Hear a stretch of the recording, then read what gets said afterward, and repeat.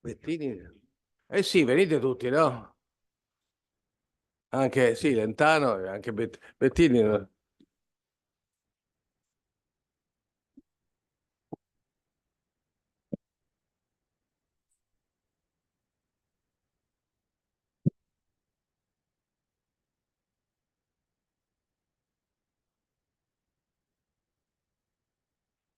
È una mattinata intensa anche questa, e ricca, sicuramente molto ricca, anche per gli approcci diversi che sicuramente saranno seguiti dai nostri relatori. Darei subito la parola a Carlo Pelloso, che ci parla di De Francisci, la storia arcaica, un tema estremamente importante in tutta la biografia di De Francisci.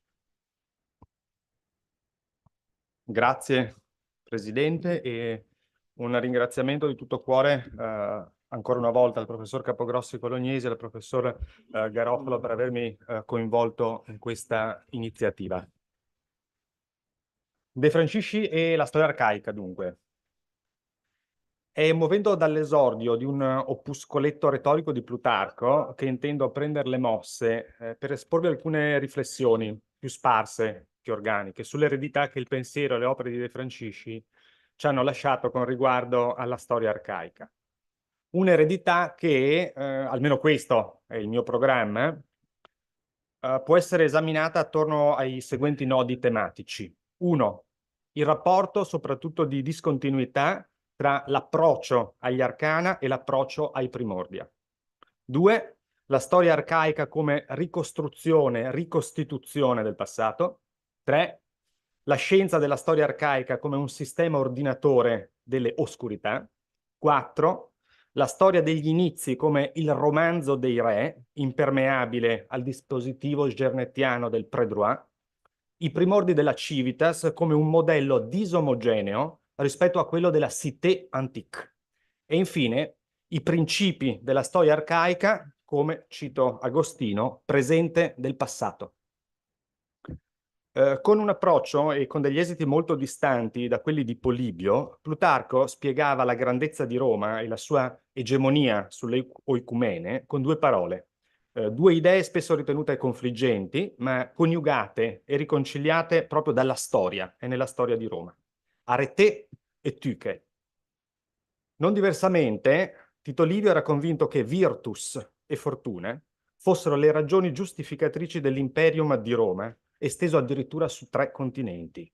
Da un lato il valore, cioè le qualità personali, l'audacia e la forza degli uomini, anzitutto gli imperatores, e dall'altro, se fortuna, concetto tutt'altro che laico, era anche una divinità, l'approvazione da parte di entità sovrumane. È uno schema questo al quale anche Virgilio aderisce. Imperium sine fine, dice Giove a Venere nel primo libro, sarà quello della stirpe di Enea. Una stirpe forte. Forte perché, ed ecco Terenzio, fortuna, fortis adiuvat. È quest'idea antica, se non mi inganno, che innerva tutte le direttrici del pensiero di De Francisci. De Francisci, andando oltre Weber e proseguendo lungo la scia di Trippel, comprime in modo monodimensionale l'autorità tradizionale e quella legale e giustappone la potenza personale al potere istituzionalizzato. Da un lato, l'insieme delle qualità intrinseche del singolo, il carisma, che si impone ai sottoposti e viene percepito come tale dai sottoposti, e dall'altro la potenza che si trasforma in potere, che viene riconosciuta in quanto ordinamentale, formalizzata, accertata e approvata, anzitutto divinamente. Un esempio per tutti. Il Rex Creatus, inauguratus, acclamato dalle curie con l'ex, sarebbe una derivazione, uno sviluppo del Rex Ductor, precivico e protocivico. Un problema a sé non lo riuscirò a trattare, ma secondo me merita, è quello della posizione del Rex Nemorensis in questo schema, perché è difficile da farlo cozzare bene. Sono queste, come è noto, le due solide basi concettuali e teoriche su cui De Francisci poggia le sue indagini operative intorno ai crepuscoli della sovranità. De Francisci, direi, è sempre stato quasi ossessionato dalle manifestazioni primordiali del potere e dai suoi sviluppi, ma soprattutto, e questa è la prima fase, è spinto dal desiderio di rinvenire permanenze delle idee fondamentali, orme indelebili che però con il trascorrere del tempo si fanno sempre più tenui e nascoste, molto diverse da un vero e proprio archetipo, quindi. I volumi pubblicati nel 48 sotto il titolo Arcana Imperi, direi un'opera quasi enciclopedica, comparatistica, diffusionistica, universalistica, si concentrano sui retroscena del potere politico, su aspetti sotterranei, nascosti, ma anche rivelatori di moduli e tipi generali. Il tutto a monte della quasi infinita molteplicità delle soluzioni concrete che sono state adottate per rispondere a un'esigenza di ordine che è propria di ogni aggregazione umana. I Primordia Civitatis, invece, opera del 59, che in verità doveva essere pubblicata con il titolo catoniano Origines, assottigliano e al contempo approfondiscono lo spettro dell'investigazione. Da una parte l'oggetto principale dello studio non è più l'imperium, dal vicino Oriente sino al dominato, ma i contesti, potremmo dire le realtà in cui il potere si manifesta e si attua.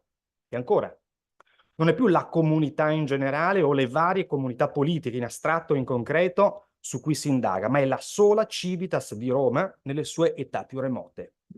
Dall'altra parte, il centro dello studio non sono più i retroscena, cioè la trama segreta, gli arcana.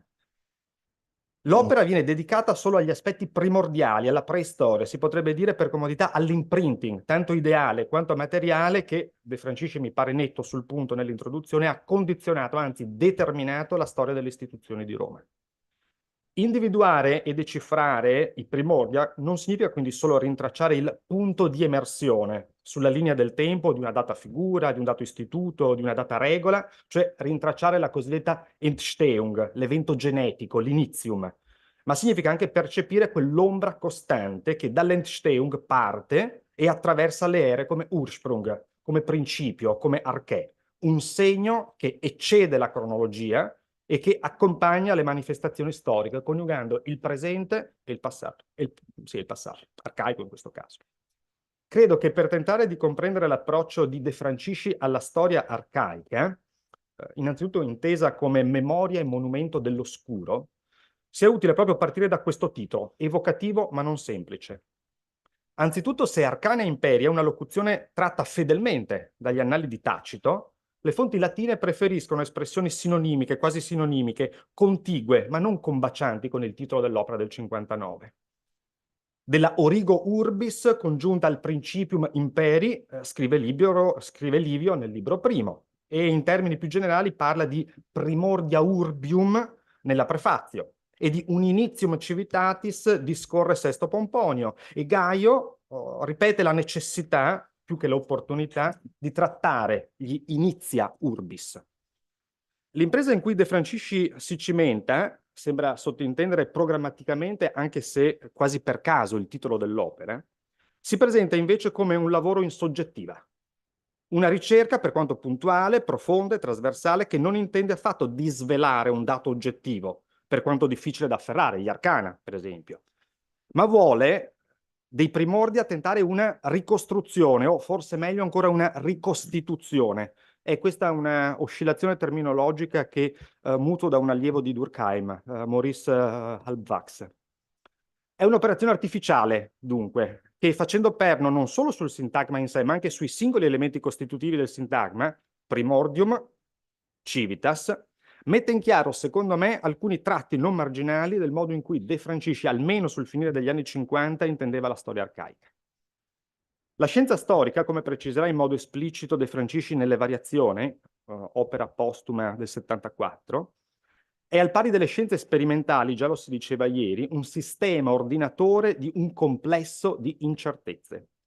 Ormai lontano da professioni di fede positivistica assoluta, De Francisci sostiene che non vi sono verità matematiche da dischiudere, neppure a fronte dei dati archeologici. E l'archeologia è un repertorio da cui, peraltro, lui stesso non cessa mai di attingere, pur nella consapevolezza della relatività del dato. Più che un insieme di risultanze oggettive, un repertorio fatto di interpretazioni e di visioni sul passato, quelle di Boni, quelle di Puglisi, di Vaglieri, di Pigorini, di Gerstod. Gli stessi romani, del resto, sapevano che non c'era sicurezza che le vicende dei primordi si fossero svolte precisamente con i contorni e con le sfumature che le versioni, spesso diversissime l'una dall'altra, trasmettevano. Cicerone contrappone fabule a facta, Livio contrappone obscuritas a clariore e anche Virgilio qualifica come grandis la dubitatio.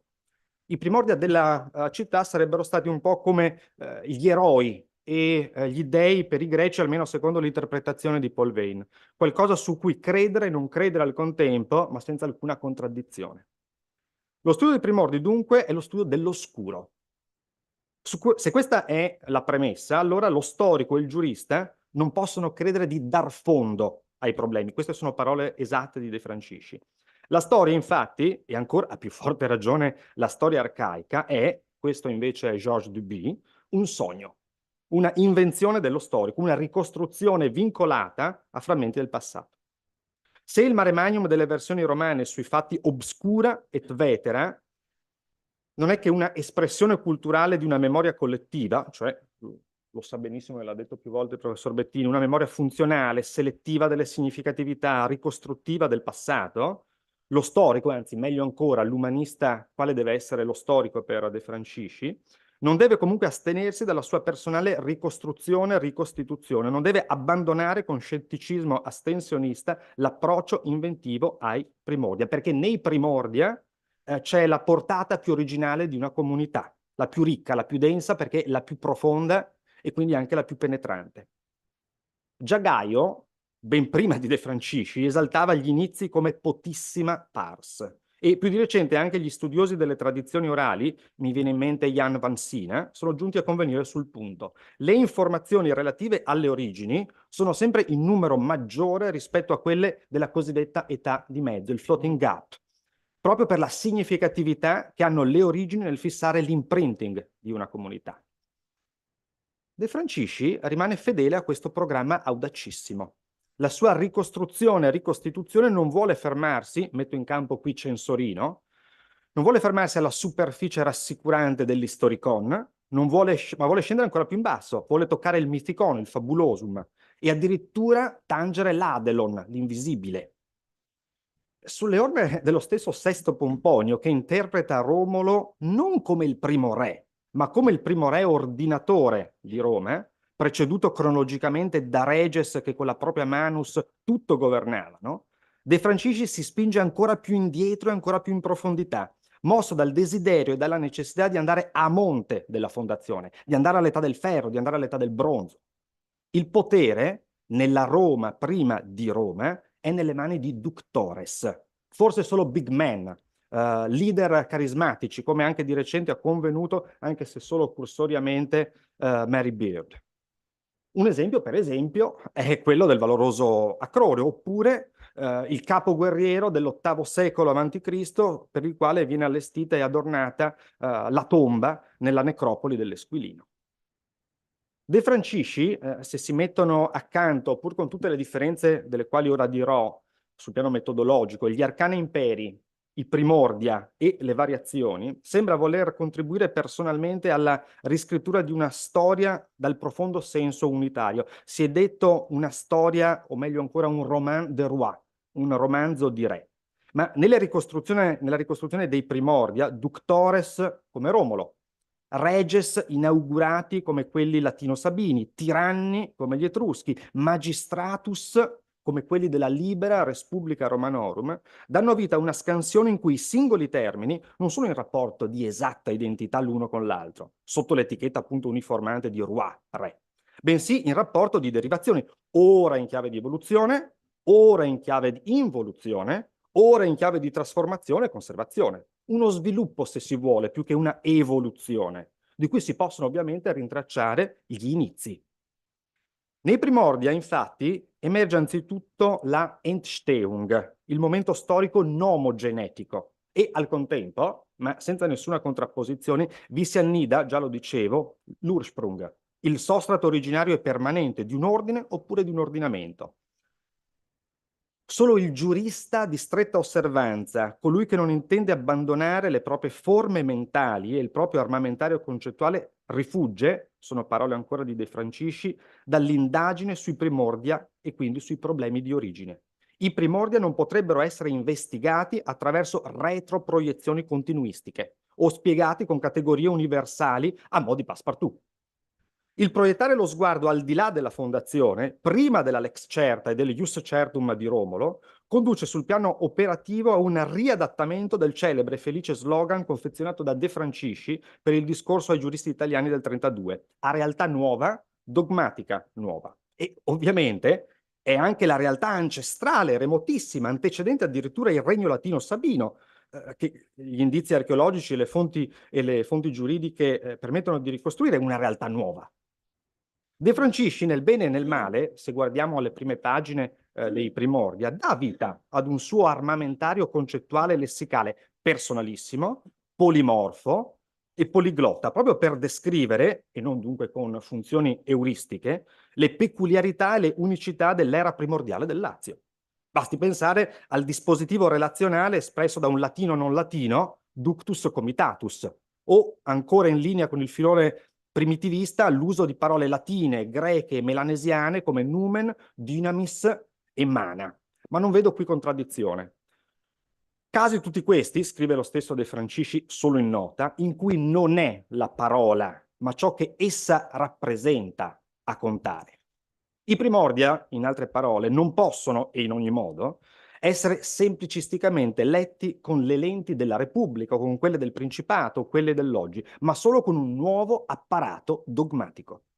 Ad esempio, il Rex e il Tyrannus non possono dirsi, come vorrebbe invece Mommsen, dei magistrati, perché il magistrato è un servitore, un ministro del popolo, un ufficio assoggettato alla potestà del popolo. Il Rex e il Tyrannus, anche se con gradazioni differenti e dentro uno schema di bilanciamenti, di checks and balances diversi a seconda del caso, del populus sono invece domini. E allo stesso modo, per il rapporto primitivo tra ductor e comitatus, non è invocabile, come invece fa il catalano, l'istituto del conferimento, del deferimento del potere, perché uno schema così, dice De Francisci, imporrebbe l'esistenza di un organo inesistente investito di questa facoltà. Mi pare chiaro sul punto il pensiero di De Francisci. Non c'è spazio nella interpretazione delle età primordiali per quel dispositivo gernetiano famosissimo e fortunatissimo che è il pré-droit. Proprio perché l'approccio involontariamente neopandettista di Louis Gernet implica un retrodatare il diritto prima del diritto, nell'età dell'indistinto, nell'età dell'indifferenziazione, e prima del diritto, prima della civitas, per De Francisci c'è solo la potenza e il potere. Ma come si accennava poc'anzi, v'è di più nel titolo Primordia Civitatis. Studiare ed esporre i primordia della civitas significa anche, non è un gioco di parole, che non si intende descrivere semplicemente la civitas nei suoi primordia o la civitas dei primordia. L'oggetto dell'interesse di De Francisci, così come viene già programmaticamente manifestato nel titolo, non è il dato finale, il risultato della cité antique, il modello ideale elaborato prima da Fustel de Coulanges e poi precisato da Glotz, da Burckhardt e da Ehrenberg. Non è cioè la cité antique, la città, nel suo nesso inestricabile tra segni esteriori ed elementi ideali costitutivi, tra luoghi istituzionali e quindi anche testimonianze monumentali e ideologia civica e unità. È la civitas e non l'urbs che muove l'interesse genealogico e archeologico di De Francisci, ed è lo stesso uso delle risultanze archeologiche che, in modo secondo me non equivoco, esprime al meglio la sua idea di non necessaria coimplicazione tra spazio urbano e città. Un'idea direttamente tratta dalle fonti antiche, che viene fatta propria da De Francisci negli anni 50, ma che ancora oggi è assai poco valorizzata. La civitas come koinonia, come societas, non avrebbe bisogno per esistere di una urbs. L'unità spirituale e ideale della comunità prescinderebbe dalle mura, dalla piazza, dalla rocca fortificata. Non è solo dopo la definizione e la precisazione dello spazio urbano che emerge la civitas. E infatti De Francisci cita più volte, in senso adesivo, le ricerche stratigrafiche di Einar Gerstod, e solo in 2 note esprime qualche perplessità sull'eccessivo abbassamento delle date proposte. Alla fine del VII secolo convengono entrambi gli studiosi, la parte bassa del foro sarebbe stata drenata, mentre la prima pavimentazione del foro e del comizio sarebbe databile non più tardi del 575 a.C. Ma se l'archeologo ritiene che a far la vera città sia solo una era di architettura monumentale, il giurista esclude che la nascita e la potenza di Roma siano un fatto recente. Le istituzioni del VI e del V secolo, queste sono le parole di De Francisci tratte dalle variazioni, traggono origine dalla comunità arcaica anteriore di un paio di secoli dalla dominazione etrusca. Istituzioni tanto radicate nella coscienza romana che esse sopravvissero a tutte le vicende successive. Non urbs, ma civitas. E l'ossessione degli storici, degli archeologi, viene in buona sostanza cassata da De Francisci. Noi dobbiamo guardare la civitas perché la civitas viene prima del foro e viene prima delle mura. Sulla scorta di queste ultime parole si può anche andare oltre. Scoprire i primordi della civitas, infatti, assume un ulteriore e duplice significato. Anzitutto non è tanto individuare i segni formali ed endogeni del dato finale della cité antique. Scoprire i primordia è altro, è ricostituire quella rete complessa e fitta di realtà remotissime. I primordia, per l'appunto, che precedono l'urbe stessa e rappresentano l'inizio, l'Entstehung della civitas, l'ambiente materiale, il pagus, il vicus, la domus, le strutture sociali, la famiglia, la gens, la curia, le idee, la potenza, il potere, i fenomeni, ductus, comitatus, coagulazione di organizzazioni, tutto quello da cui emerge Roma. La civitas, quindi per De Francisci, non è un punto di partenza, è l'approdo ultimo di investigazioni e di ricerche che invece mettono enfasi sui contesti primordiali, sulle istanze primordiali, sulle premesse primordiali, sulle tendenze da cui traggono inizio la civitas, la lex certa, il ius certum. È un modo di procedere che attua, secondo me, direi quasi alla lettera, quella convinzione più generale che già affiorava nella prolusione patavina del 23. Il diritto deve essere una risposta alla realtà. Il diritto deve inseguire la realtà e non l'opposto. Come il giurista è chiamato ad avere orecchi aperti alle voci della vita, così lo storico del diritto deve soffermarsi sullo scopo razionale e pratico degli istituti e non solo considerare l'elemento concettuale staccato dalla natura e dalla vita. Non deve essere un formalista come sua buona pace sarà De Martino quando fa la sua Costituzione. Andare storicamente ai primordi però non significa solo ricostruire, ricostituire, senza retroproiezioni e partendo dai contesti e dai fenomeni, l'origo, l'inizium, l'Entstehung. Significa anche, lo dicevo all'inizio, afferrarne l'Ursprung, il principium, l'arché, ma vediamo in che senso. Se i primordia concentrano in sé la potissima pars della storia, è proprio dai primordia che emergono nella sua forma più pura e più esatta gli aspetti più determinanti e profondi, più intimi di una civiltà. Non si tratta però di distillare concetti universali, dispositivi assoluti e metastorici, vale a dire realtà da liberare dalle determinazioni temporali e dalle connessioni condizionali. È questo invece che scriveva De Francisci nel 1939 in Idee per un rinnovamento della scienza del diritto. In principio fa tutt'altro. L'approccio di De Francisci ai primordia nella loro valenza di archee, lo si vede bene, è molto diverso dai più recenti, notissimi e direi anche modaioli riusi e abusi della storia di Roma per leggere il presente. Lì sì che si trovano vere arcai, veri paradigmi. E basti pensare al concetto di imperium che Negri e Hart mutano dalla sindrome della Repubblica di Roma, almeno nella visione di Polibio, per spiegare l'ordine globale e l'impero atlantico.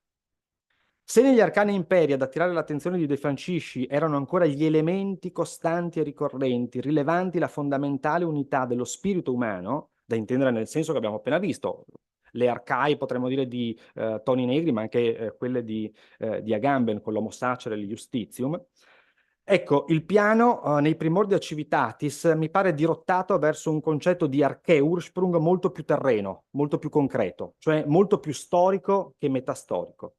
Dai primordi, De Francisci non intende estrapolare archetipi generalissimi o paradigmata universali. Questa operazione, del resto, altro non sarebbe che un travisamento, una deformazione, cioè un'ipotesi di obiettivizzazione assoluta e immutabile di concetti, ossia una forma di dogmatismo che, almeno a parole, già nella prolusione del 23 veniva respinta con forza.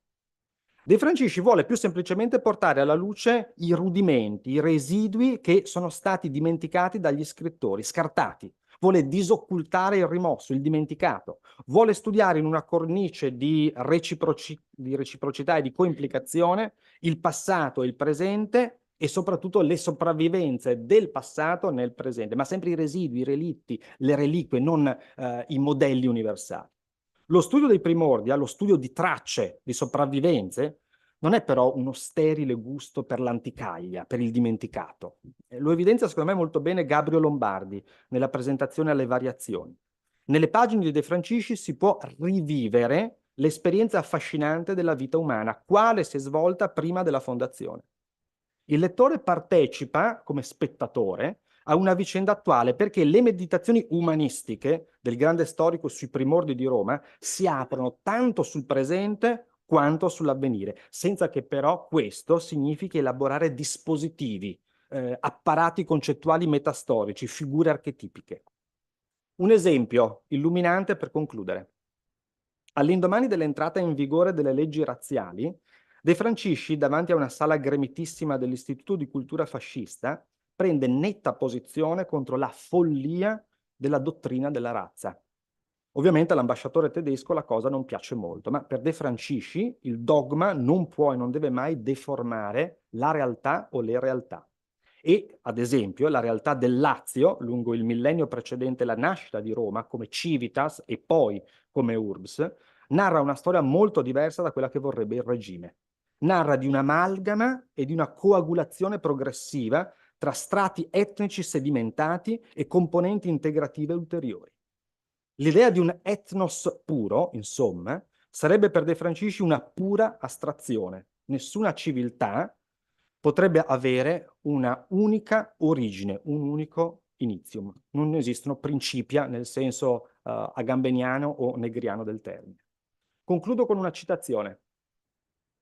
Non solo il passato è passato, ma è anche presente. Il senso storico costringe a scrivere non solo con la sensazione fisica presente nel sangue di appartenere alla propria generazione, ma anche con la coscienza che tutto il passato ha una sua esistenza simultanea e si struttura in un ordine simultaneo. Si tratta di un passaggio di un celeberrimo saggio di Thomas Eliot contenuto nel Bosco Sacro, ma credo che sintetizzi e molto bene uno dei non pochi lasciti da riconquistare di Pietro De Francisci. Grazie.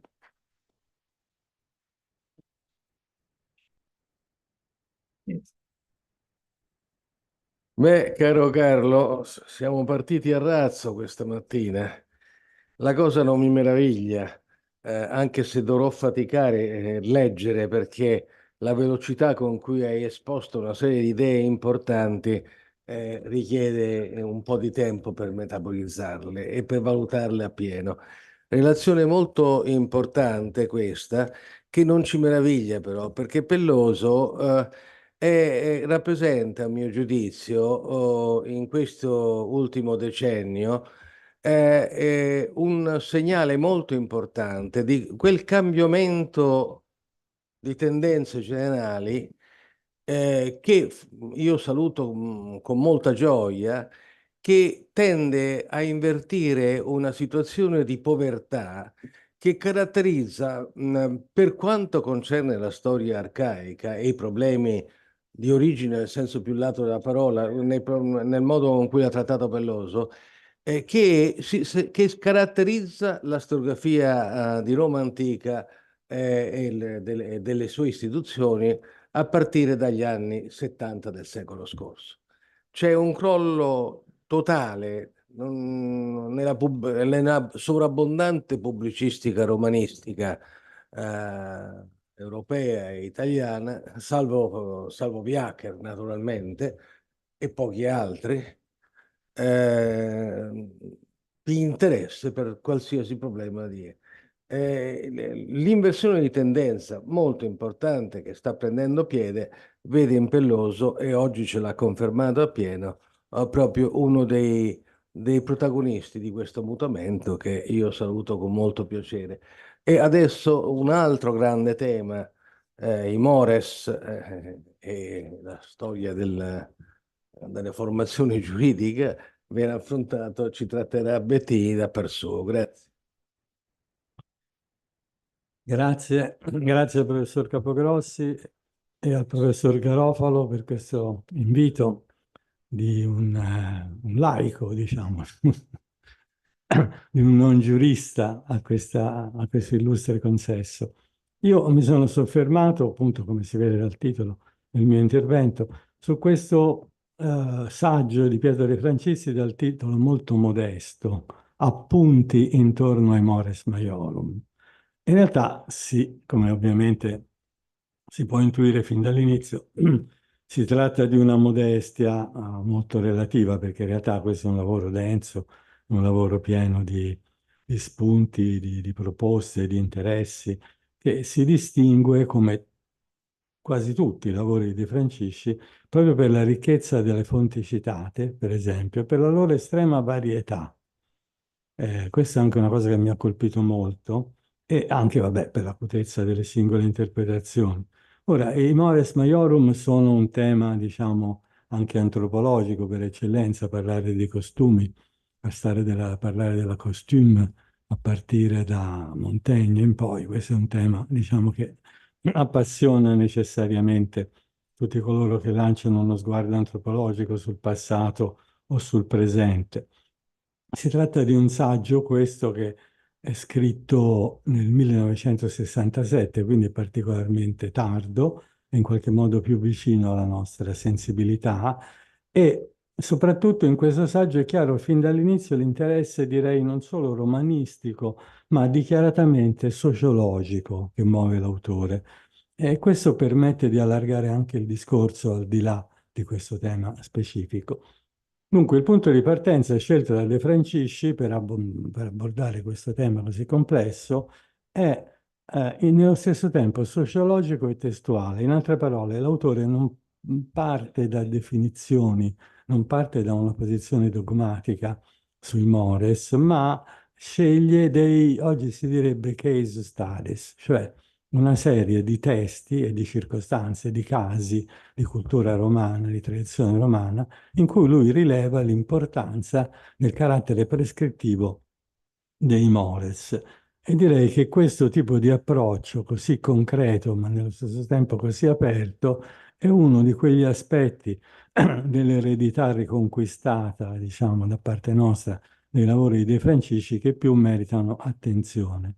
Questa, come dire, volontà di sfuggire a delle definizioni da cui partire, ma di partire piuttosto da dei testi e dei casi concreti. Questo è un primo aspetto che vorrei sottolineare come molto importante.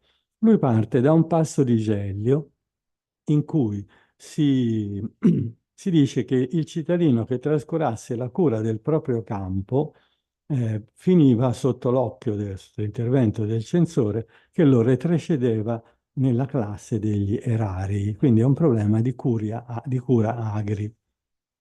Plinio ci dice addirittura che questo comportamento era considerato un probrum, e quindi qui De Franceschi ha gioco facile nel far vedere come il non curare il proprio campo veniva messo, almeno linguisticamente, sullo stesso piano di altri probra, come l'incesto con la vestale, o di altri crimina come l'adulterio, di delicta come il furtum, insomma, tutti atti vituperevoli che possono provocare sanzioni diverse. Quindi è una cosa seria l'incuria agri, ed è una cosa seria punita dal censore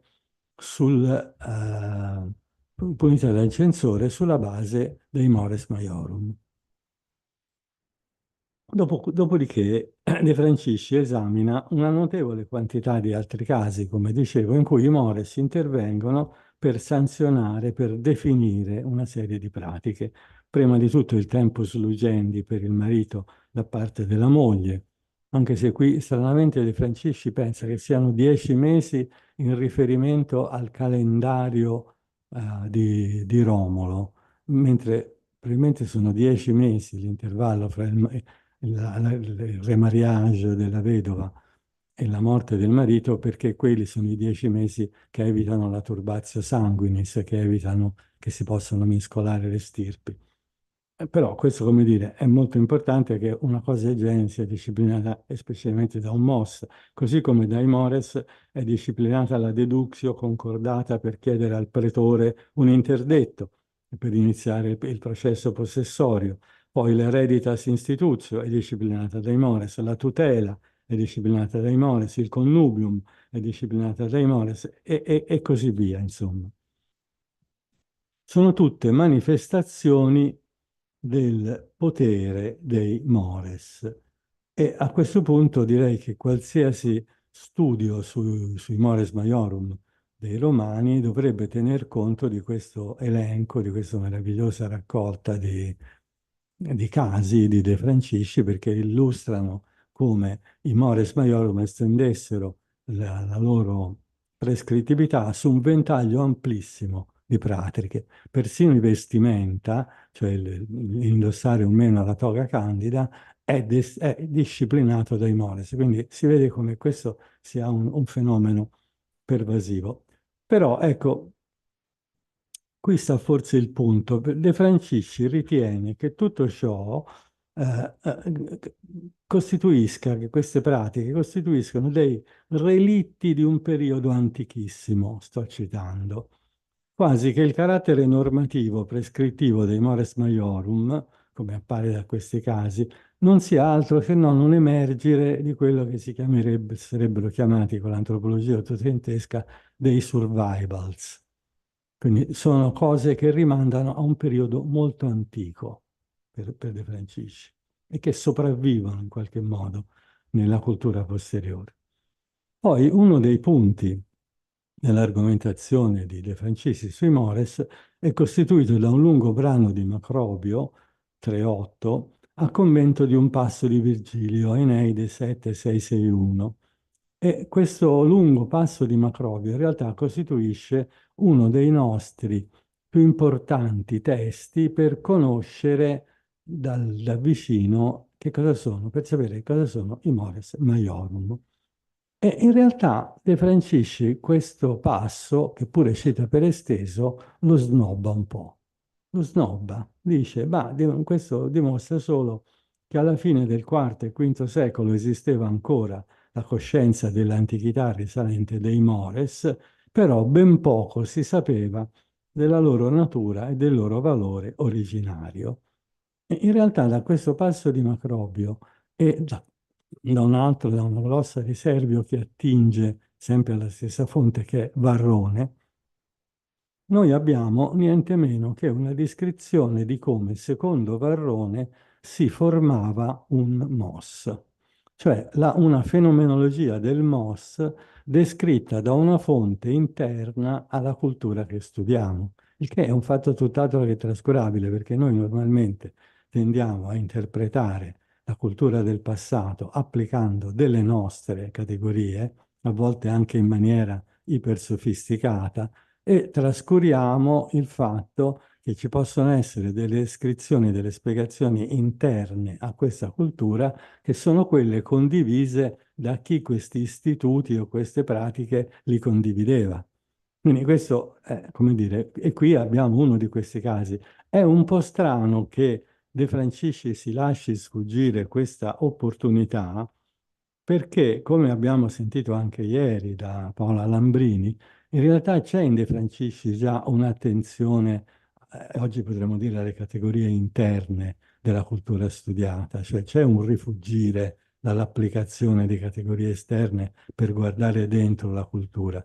Però questa volta questa attenzione non c'è stata e quindi lui si limita a citare questo lungo brano, ne trae qualche conclusione, ma non lo sfrutta, secondo me, per quanto poteva sfruttarlo. Perché che cosa ci dice questo testo? Beh, ci dice innanzitutto che Varrone vuole che il MOS sia costituito dal consenso di tutti coloro che vivono insieme E una volta che si sia affermato nel tempo, questo consenso crea la consuetudine. Quindi ci vuole un consensus di gente di coloro che vivono insieme, poi deve essere un qualche cosa di inveteratus, affermato nel tempo, dopodiché nasce la consuetudo intorno a questo mos. Quindi sono queste tre le direttrici secondo il quale si costituisce un MOS. E ancora, proprio il Varrone di De Francisci ci dice che, il Macrobio di De Francisci ci dice che secondo Varrone il MOS consiste, questo è anche interessante, in un giudizio dell'animo, un judicium animi, e deve farvi seguito la consuetudine. Quindi anche in questo caso è importante la consuetudine, però è interessante che ci venga detto che all'inizio, qual è l'origine di un MOS? Un giudice animi, qualcuno, o un gruppo, un singolo, che decide un certo comportamento. Dopodiché, se questo comportamento si afferma, quindi invecchia nel tempo come il vino, diventa un costume a cui segue la consuetudine. E aggiunge Macrobio, infatti, dunque il MOS è venuto prima e lo ha seguito l'osservanza del MOS, cosa che corrisponde alla consuetudine. Quindi il MOS da solo non è nulla, è un judicium animi. Tant'è vero che se voi pensate, ci sono tante espressioni in latino, meo more, suo more, tuo more, per dire secondo come ti comporti tu, che è un comportamento assolutamente privato, non è un comportamento condiviso. Oppure il famoso motto terenziano, tot capite quod sententiae, sum cuique mos. Ciascuno ragiona con la sua testa, e ciascuno ha il suo mos, no? E qui ancora non siamo nel campo dei mores, siamo nel campo del mos, del modo comportamentale tipico di una persona. Tant'è vero che esiste in latino l'aggettivo morosus, che non vuol dire solo noioso, vuol dire noioso anche, ma non soltanto. Il morosus è qualcuno che ha di suo dei mores bizzarri, che sono difficili da sopportare. Uno così che ha dei grilli per il capo. Questi sono i mores quando sono a livello individuale. Mentre quando entrano nella collettività e ricevono quindi un consensus, che invecchiano nel tempo e si affermano come consuetudine, questi sono mores collettivi, da cui i mores degli antenati, perché sono invecchiati nel tempo. Se veniamo adesso al cuore stesso dell'argomentazione di De Francisci, ossia la sua ricostruzione del rapporto fra mores maiorum da un lato, ius e lex dall'altro, qui non sembra che De Francisci abbia dubbi. Lui intende i mores come le antiche norme che regolavano la vita delle comunità preciviche, le gentes, raccolte nei loro pagi, quindi norme consuetudinarie che costituivano, prima della legislazione degenfilale, l'elemento essenziale dell'ordinamento cittadino. E quindi qui si pensa ai Primordia Civitatis e anche a quanto ci ha detto prima Carlo Pelloso. Ora, in questo contesto, De Francisci esplicita il suo pensiero a proposito del rapporto fra mores da un lato, ius e lex dall'altro. In questa supposta fase arcaicissima e precivica della comunità romana, i mores agivano, e cito, parallelamente alla formazione dell'ius, che veniva nascendo dalle decisioni autoritative dei capi muniti di imperium. E più avanti, riferendosi al periodo successivo a quello precivico, afferma: si tratta di una fase in cui i mores maiorum, che erano rimasti nel primo secolo della Civitas, almeno per una parte della cittadinanza, norme giuridiche, erano stati sorpassati e assorbiti dall'ius e dai nuovi ordinamenti politici e giuridici creati dalle ormai numerose leges. In conseguenza, anche nell'ambito della censura, il concetto primitivo di mores maiorum veniva diluendosi e confondendosi con quello generico di mos, ossia il costume di vita quale si conveniva alla moralità e alla dignità del cittadino.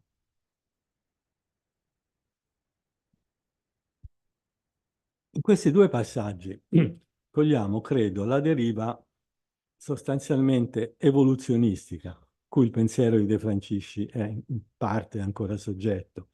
Abbiamo visto ieri che in realtà lui con l'evoluzionismo ha rapporti oscillanti, diciamo, però in questo caso, per esempio, li manifesta abbastanza chiaramente. Mores da un lato, Hus e Lex dall'altro stanno in un rapporto di prima e di dopo, un rapporto evolutivo. In queste frasi di De Francisci, con la preeminenza assegnata a Ius e Lex nei confronti degli arcaici, arcaicissimi Mores Maiorum, cogliamo forse anche qualcosa di più generale, proprio della impostazione ideologica e politica di De Francisci. Una impostazione alla quale non fu certo estranea la sua lunga e convinta adesione a una visione centralista del diritto, che lo porterà anche a essere parte attiva nella creazione dei nuovi ordinamenti del fascismo. Stiamo parlando dell'importanza dello Stato come suprema fonte e agenzia del diritto. Altrove De Francisci aveva scritto: quanto più si sviluppa il senso della necessità di un ordinamento uniforme e unitario, quanto più si afferma la coscienza che la forza dell'organismo dipende dall'unità di direzione, tanto più si tende ad attribuire allo Stato, come organo supremo della società, la funzione di fissare e formulare il diritto. Se si tiene fede a una prospettiva del genere, è chiaro che all'interno di una società sviluppata come quella romana classica, tardo-repubblicana, imperiale, eccetera, non può esserci più spazio per i mores maiorum, intesi come forme di ordinamento giuridico, norme orali, collettive, di incerta origine, come li descrive De Francisci. I mores potevano tenere luogo di norme solo in una fase arcaica, precittadina, in cui venivano talora ritenuti originati da un dio o da un eroe, come dice sempre De Francisci, salvo essere poi sostituiti in una fase successiva da un ius e da una lex che promanavano, e cito, dalle decisioni autoritative dei capi muniti di imperium. Lo Stato, insomma, con la sua autorità legislativa, cancella la funzione giuridica e normativa dei mores, relegata a un passato remoto, e li riduce a puri costumi, li diluisce. Sono puri costumi relativi alla moralità e alla dignità del cittadino. Ecco, e questo è il passaggio che oggi ci riesce più difficile accettare nella visione dei mores De Francisci, ossia che il mos maiorum si fosse progressivamente diluito in quello più generico di mos, un costume relativo limitatamente alla moralità e alla dignità del cittadino. La prospettiva evoluzionistica di De Francisci, che presuppone un passaggio dal primitivo al moderno nel campo della legge dei costumi, non è in grado di cogliere dall'interno la specificità di una cultura in cui ius e lex da un lato, mos e mores dall'altro, possono funzionare simultaneamente. In una società in cui molte pratiche sociali, fra cui il diritto, o forse in particolare il diritto, sono ancora profondamente legate alla dimensione orale e di cui i mores rappresentano forse la manifestazione più visibile, più eclatante, in quanto deposito della memoria culturale della città e quindi anche cornice della memoria giuridica. Sappiamo infatti che a Roma mores maiorum da un lato, ius e lex dall'altro, convissero per lungo tempo e i mores maiorum continuarono a svolgere importanti funzioni normative, non solo perché, per fare un esempio, Quintiliano ci dice che la maggior parte degli ius si basa sui mores, non sulle leges. E Cicerone dice ci sono 4 modi attraverso i quali, secondo il costume degli antenati, in Senato si può prendere una decisione riguardo alle leggi. Dunque, in epoca tardo-repubblicana ai mores viene attribuito il potere di definire le procedure relative alla formulazione delle leggi, mentre Paolo spiegava che dovunque il pretore abbia deciso di esercitare la sua giurisdizione, questi sono passi noti che sto citando ovviamente per voi, ma dovunque il pretore abbia deciso di esercitare la sua giurisdizione, salva la maestà del popolo romano e il costume degli antenati, questo luogo viene definito correttamente ius. È il mos degli antenati che stabilisce la legittimità del luogo in cui il pretore esercita il suo ufficio e circoscrive lo spazio dell'ius. Per comprendere anzi l'importanza dei mores maiorum come termini normativi su cui parametrare la validità di molte azioni, comportamenti pubblici, si potrebbe ricorrere ad una similitudine, dicendo che a Roma il mos maiorum funziona come una specie di exagium, cioè lo strumento che si usava per tarare i pesi, ovvero come una sorta di basanos, la pietra di paragone dei greci. Di volta in volta i comportamenti dei moderni, tra virgolette, vengono misurati sul metro del mos maiorum. Se risultano conformi ad esso, questa conformità vale come giustificazione, da cui frasi come ricorrenti in Livio, per esempio, dichiaro di aver agito secondo le istituzioni e il costume degli antenati. Se questa conformità non sussiste, però, ecco che scatta la riprovazione, come dice Cicerone nella Prosestio, nei miei confronti non ci si è assolutamente comportati secondo il costume degli antenati. Proprio in ragione di questa loro importanza paradigmatica, i mores maiorum potevano essere materia di discussione, di controversia, allo stesso modo dell'ius. Vediamo anzi qualche esempio tratto dal contesto della prassi politica. Nel 200 a.C. il proconsole Lucio Cornelio Lentulo, di ritorno dalla Spagna, richiede il trionfo. Il Senato rispose che di per sé le imprese compiute da Lentulo avrebbero meritato questo onore, ma che non esisteva alcun exemplum tramandato dai maiores dal quale risultasse che qualcuno, il quale non era dittatore né console né pretore, avesse mai celebrato il trionfo.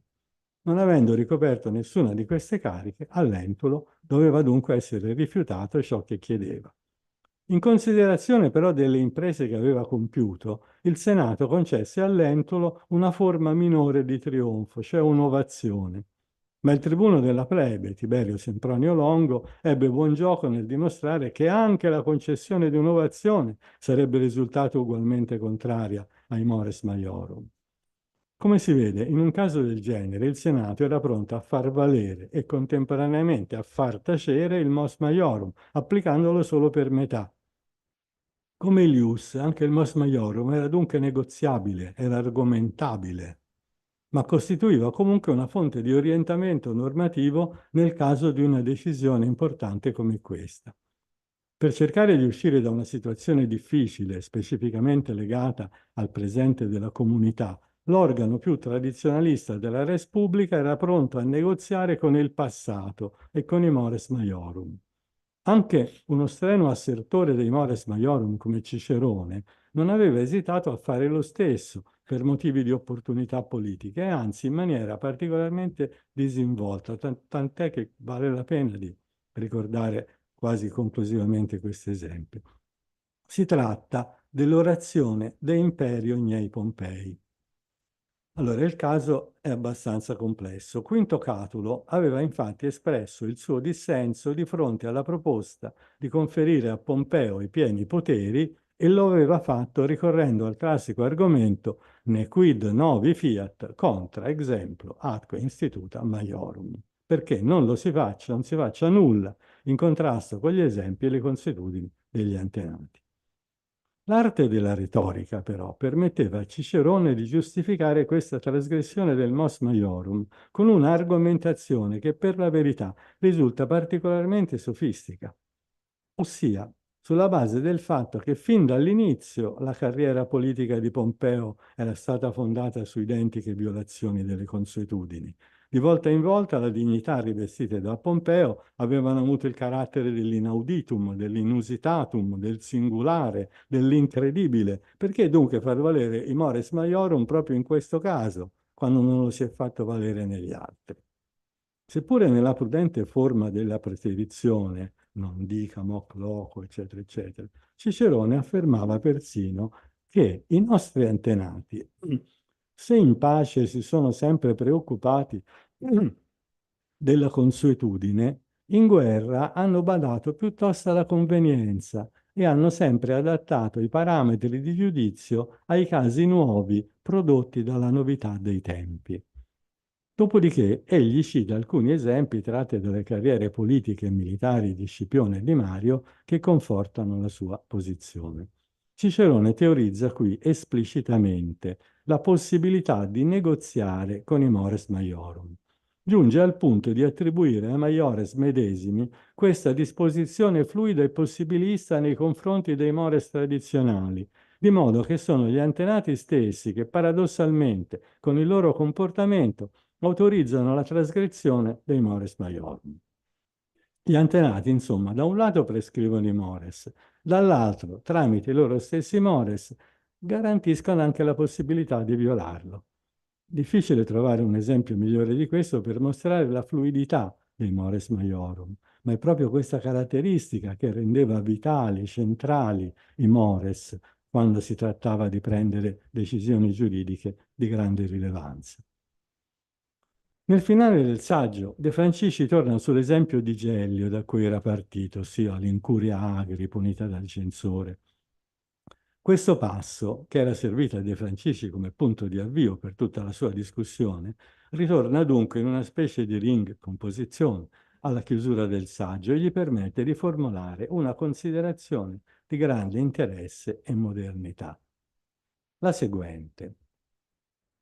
L'antica società gentilizia, il cui interesse generale, cioè quello delle famiglie componenti il gruppo, era quello della massima produzione, non si reggeva sul principio della illimitatezza interna della proprietà fondiaria dei singoli, bensì su di un principio di solidarietà manifesta nell'obbligo a tutti comune di attendere con la massima diligenza alla coltivazione.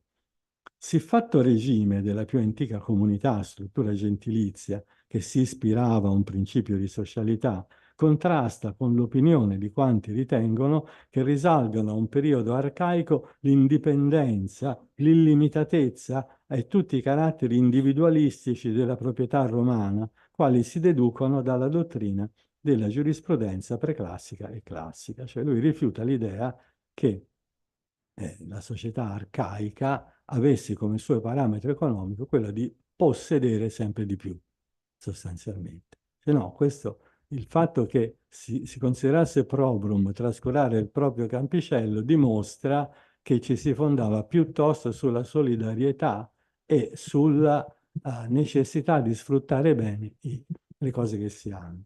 Ora, questa osservazione, oltre a documentare ancora una volta il prezioso interesse di De Francisci per le problematiche sociali sottese al diritto romano, mostra una singolare affinità con quanto sta emergendo dai più moderni studi sull'economia romana arcaica, che non si considera più guidata banalmente dal desiderio del massimo soddisfacimento individuale, secondo un criterio per cui l'uomo sarebbe genericamente guidato dal desiderio del massimo soddisfacimento, del possedere sempre di più. Al contrario, quindi non della massima espansione della proprietà, quanto dallo sfruttamento razionale di ciò che si ha a disposizione, in una sorta di ideologia della decrescita felice che si impegna più a farsi bastare ciò di cui si dispone che non ad allargare con ogni mezzo il possesso delle risorse. E qui mi riferisco ad alcuni studi che sta svolgendo Cristiano Viglietti e altri proprio in questa prospettiva, prendere sul serio la parsimonia romana non come una figura retorica e confrontarla con i dati archeologici, testuali che noi possediamo per mostrare come in effetti la società romana arcaica ragionava così, non era una figura retorica. Ecco, questa anticipazione di De Francisci mi ha colpito molto perché dimostra ancora una volta il valore del lascito metodologico che lui ci ha lasciato in eredità e che noi oggi in qualche modo riconquistiamo. Grazie.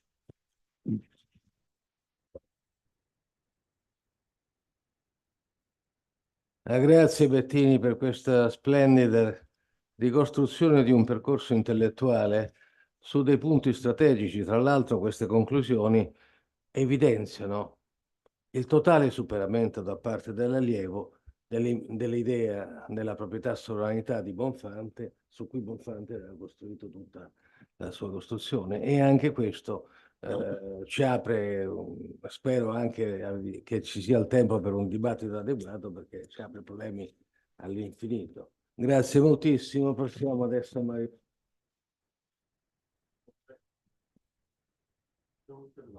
Dopo la mia relazione, sì.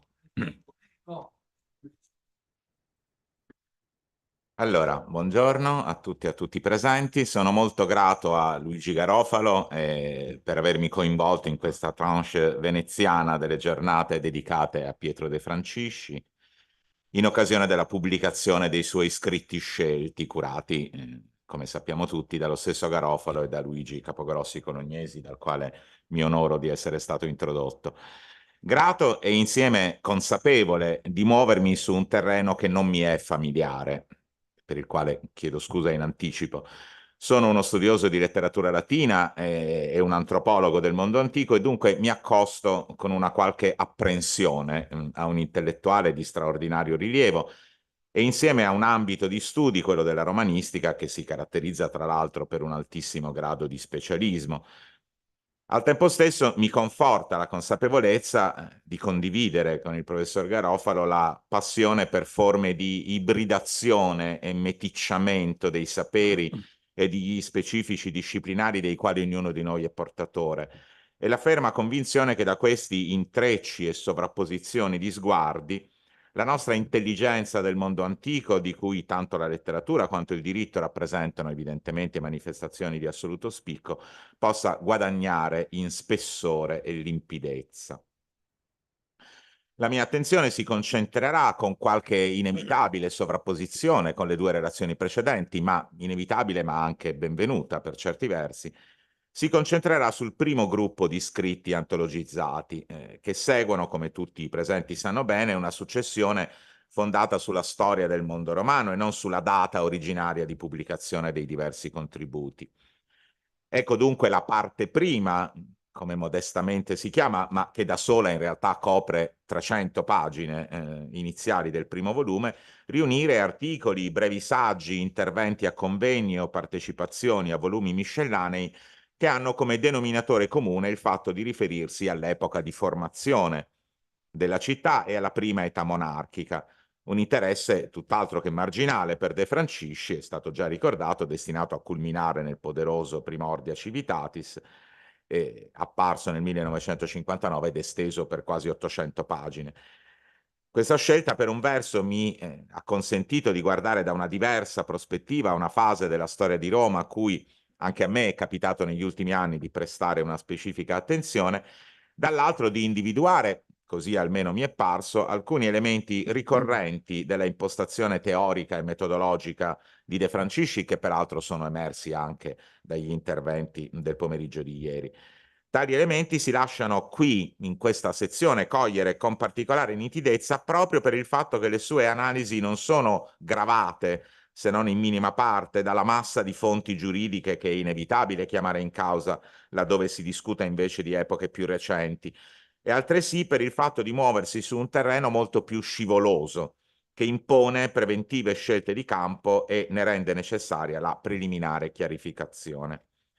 A questo scopo, nel tempo a mia disposizione, rinuncerò a dare conto di contributi relativi a questioni più minute e circostanziate. Un esempio per tutti, il saggio del 1954 intitolato Appunti e considerazioni intorno alla columna bellica, per concentrare invece l'attenzione su lavori di più ampio respiro, più adatti per mettere a fuoco i presupposti che orientano l'interpretazione del fenomeno giuridico da parte di De Francisci.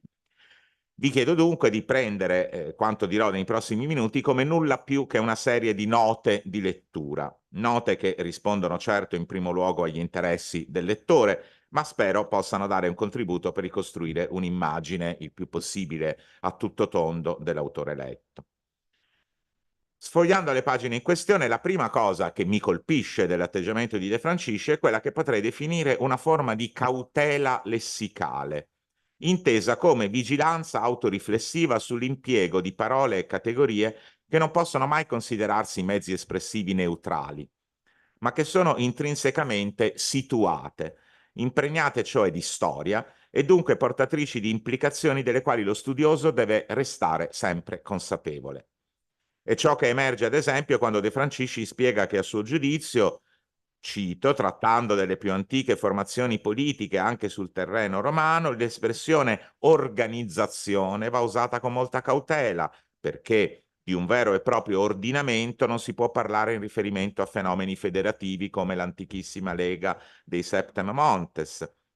E appena qualche pagina dopo il medesimo caveat investe la legittimità di impiegare una nozione come quella di città a proposito delle fasi più antiche della storia di Roma, cui lo studioso sembra preferire lungo tutto l'arco della sua produzione termini meno connotati come civitas, ma questo lo spiegava benissimo Carlo Pelloso, o comunità politica.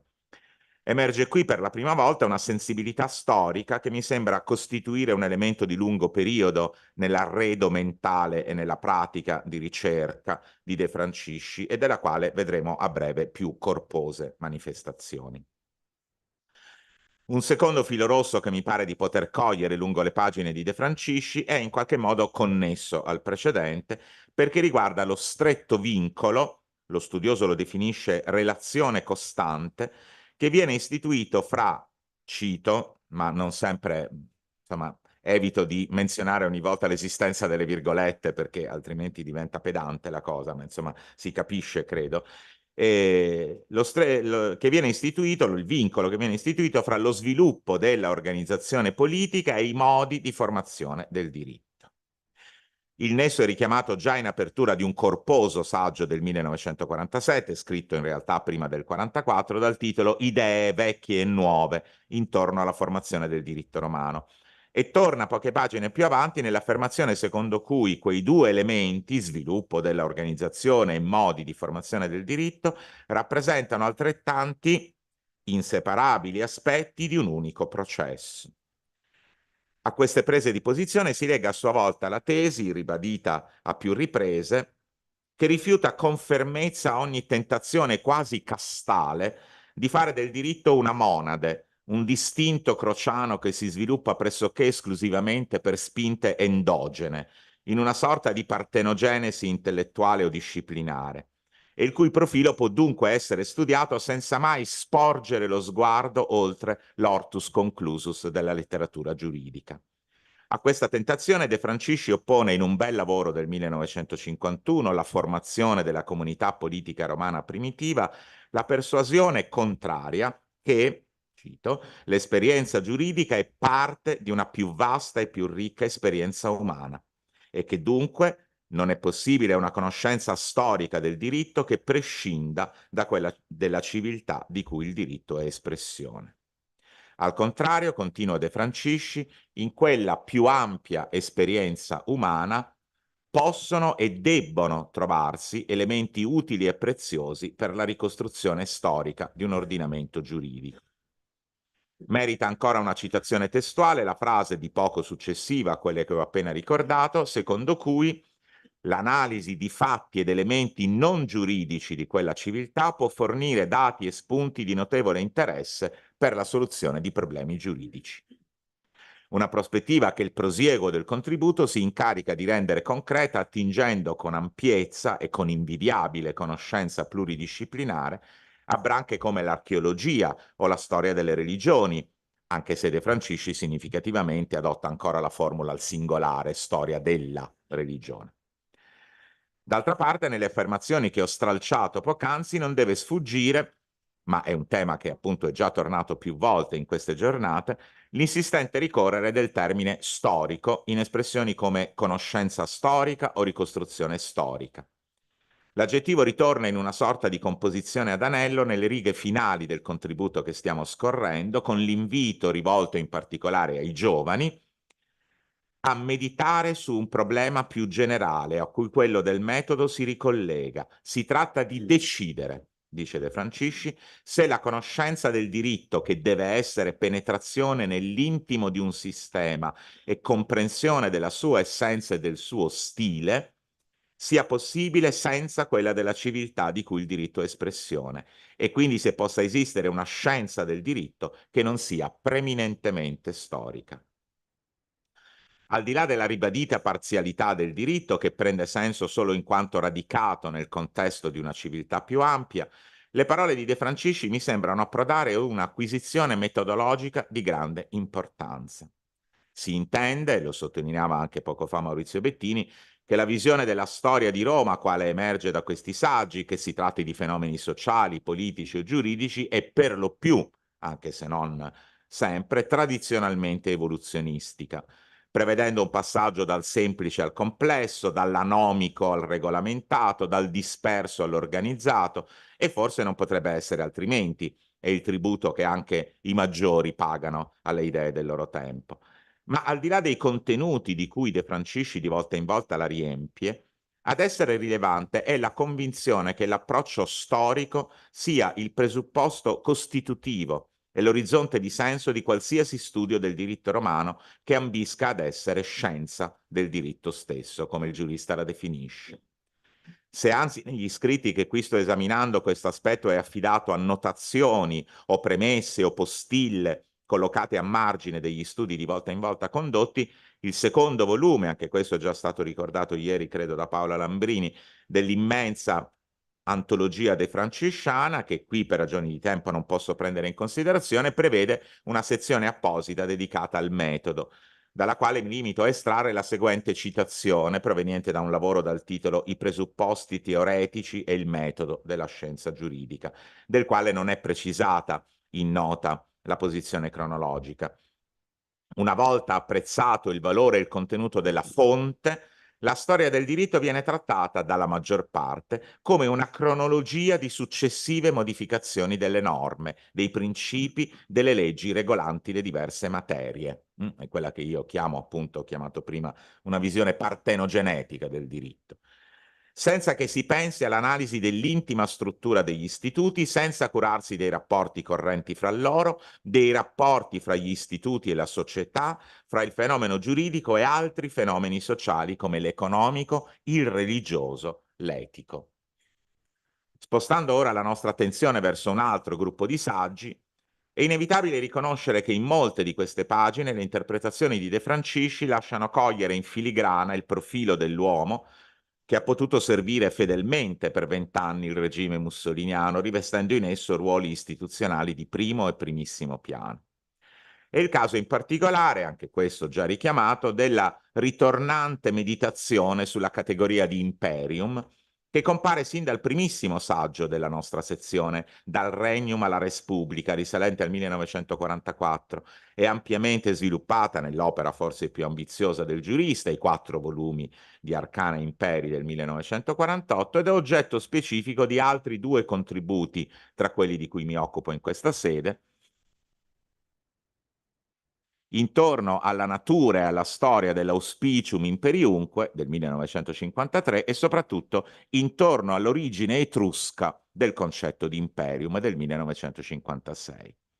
In quest'ultimo in particolare De Francisci si confronta con quella parte della dottrina che all'epoca faceva coincidere l'origine della categoria di imperium con l'avvento sul trono di Roma dei Tarquini sullo scorcio finale del VII secolo a.C.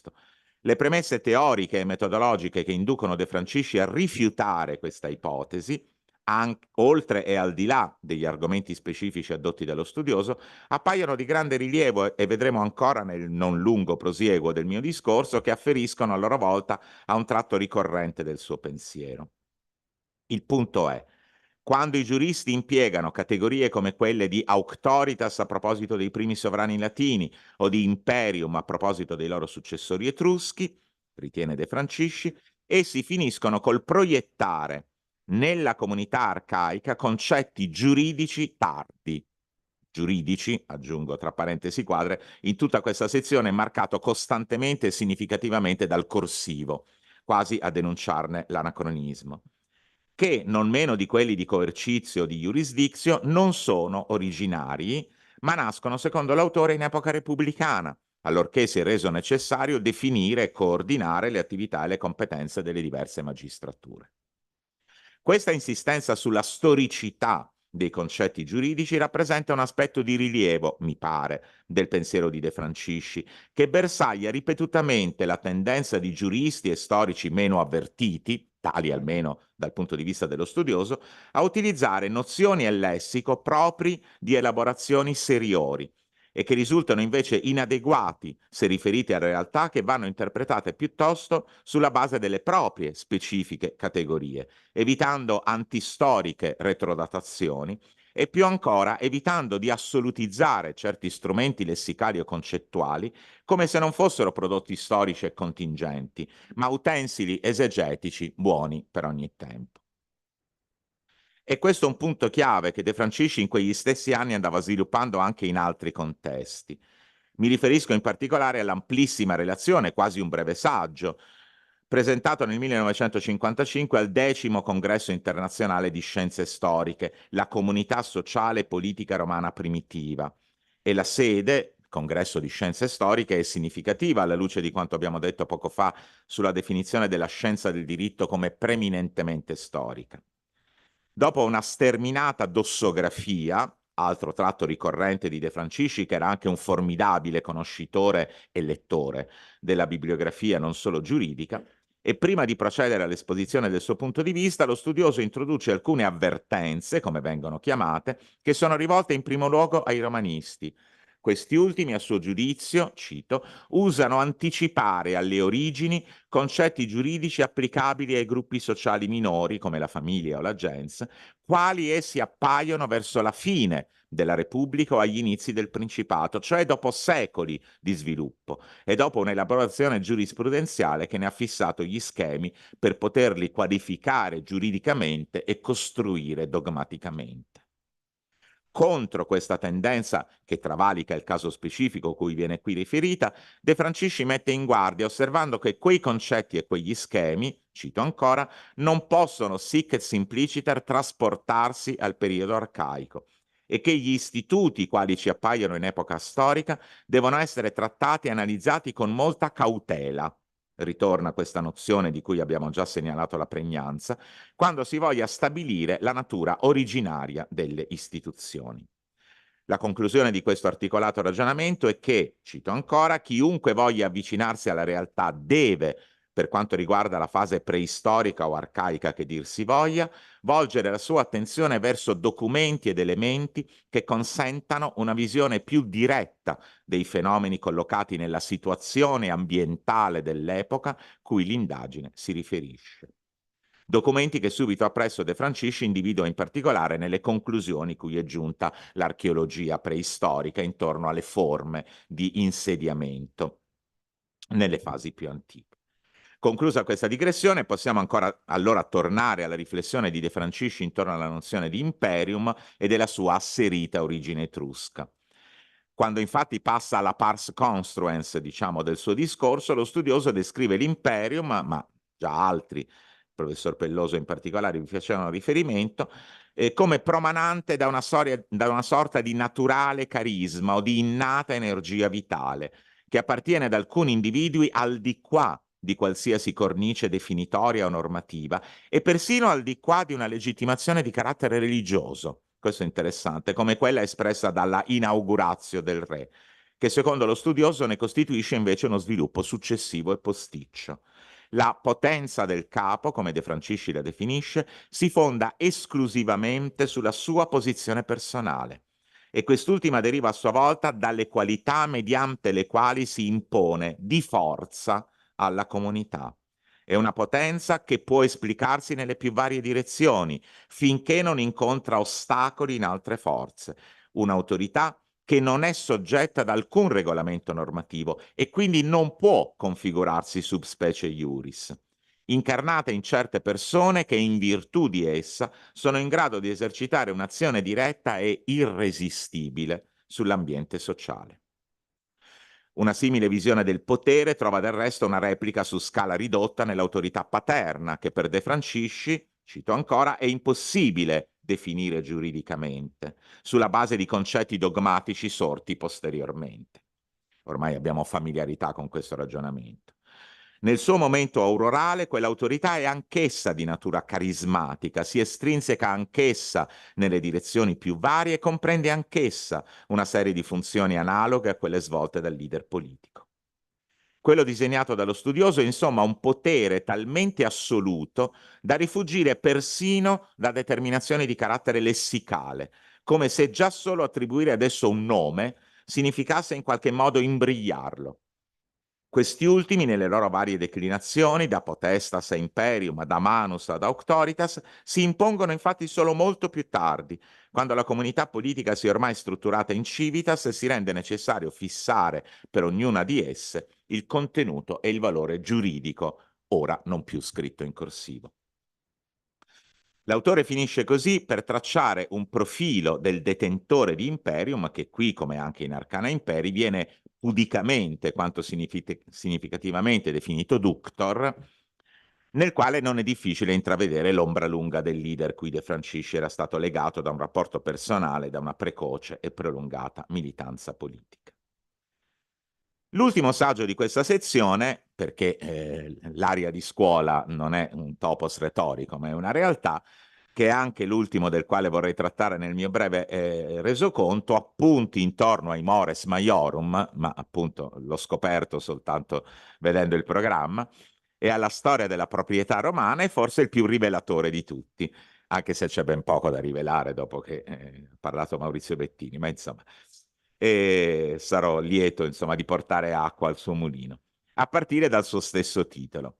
In primo luogo in esso fa la sua comparsa la parola storia, di cui abbiamo già rilevato la centralità nella concezione defrancisciana della romanistica.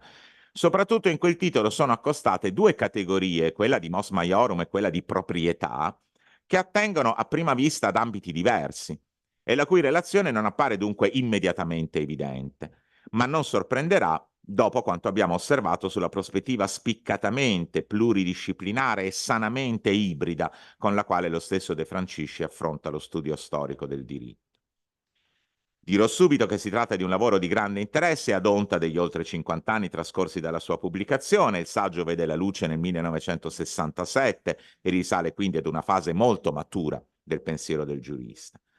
Oggi sarebbe naturalmente difficile condividere la tesi secondo cui i mores maiorum costituiscono vere e proprie previsioni normative, dotate di valore vincolante e originariamente nate in seno alle gentes come leggi regolative interne al gruppo, per poi sopravvivere alla confluenza delle gentes stesse nell'alveo più vasto della civitas, in termini, come abbiamo visto, di residui.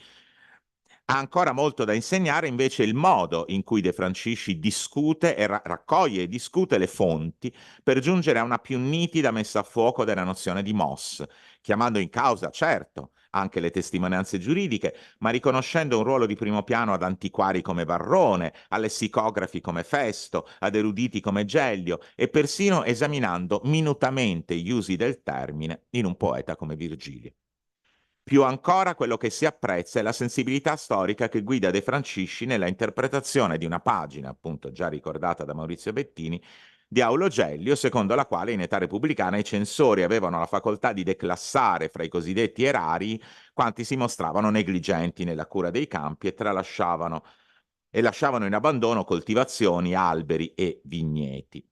De Francisci osserva che una simile pratica crea disagio in quegli studiosi che interpretano la proprietà come una signoria indipendente, assoluta, illimitata e perpetua, intaccabile esclusivamente ad opera della legge, e che dunque si trovano in difficoltà a spiegare come il censore potesse assumere un provvedimento che finiva di fatto per limitare i diritti proprietari del dominus, cui l'ager negletto apparteneva. Ancora una volta quello che mi preme non è entrare nelle technicalities del ragionamento di De Francisci, che oltretutto si fonda su una serie di assunzioni, ognuna delle quali non incontrovertibile. Coltivare adeguatamente un campo rappresenterebbe per il giurista un obbligo stabilito dal MOS, cosa che a rigore Gellio non dice. Il ruolo dei censori come garanti dell'osservanza dei mores discenderebbe dal controllo che le gentes esercitavano sui comportamenti dei propri membri, anche questa è una tesi difficilmente dimostrabile, e così via. E l'impianto metodologico, quello che mi pare più interessante e meno infirmato dal tempo che ci separa da questo studio.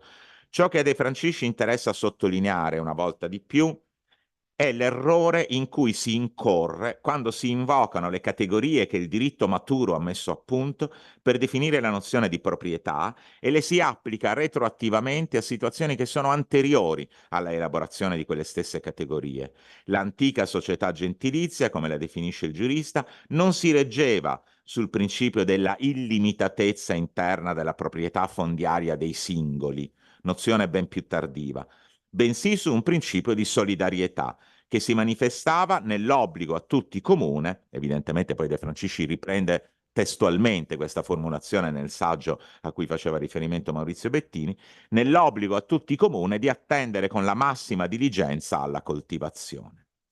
Le ultime righe del contributo, in termini ancora più generali, concludono che la storia del diritto di proprietà va dunque ingranata nel contesto dei complessi fenomeni storici, economici e politici che hanno accompagnato il passaggio da un regime arcaico di tipo solidaristico alla concezione individualistica di quello stesso diritto, che rappresenta invece uno sviluppo più recente.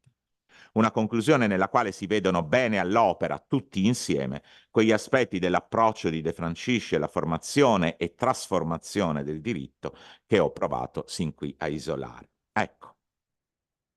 E in questa sensibilità storica e metodologica, che invita alla cautela nell'impiego di categorie e lessici che rischiano di apparire universali e sono invece profondamente radicati in un'epoca e in un contesto culturale precisi, che suggerisce di studiare ogni momento della storia di Roma iuxta propria principia, che predilige un approccio sincronico nel quale i fenomeni giuridici sono integrati con quelli economici, sociali e politici rispetto a uno diacronico, che postula invece le continuità ma rischia di fagocitare e obliterare le differenze, che considera la scienza del diritto l'espressione di una cultura più vasta e fa di quest'ultima non il semplice sfondo, ma il terreno comune sul quale germina il giuridico.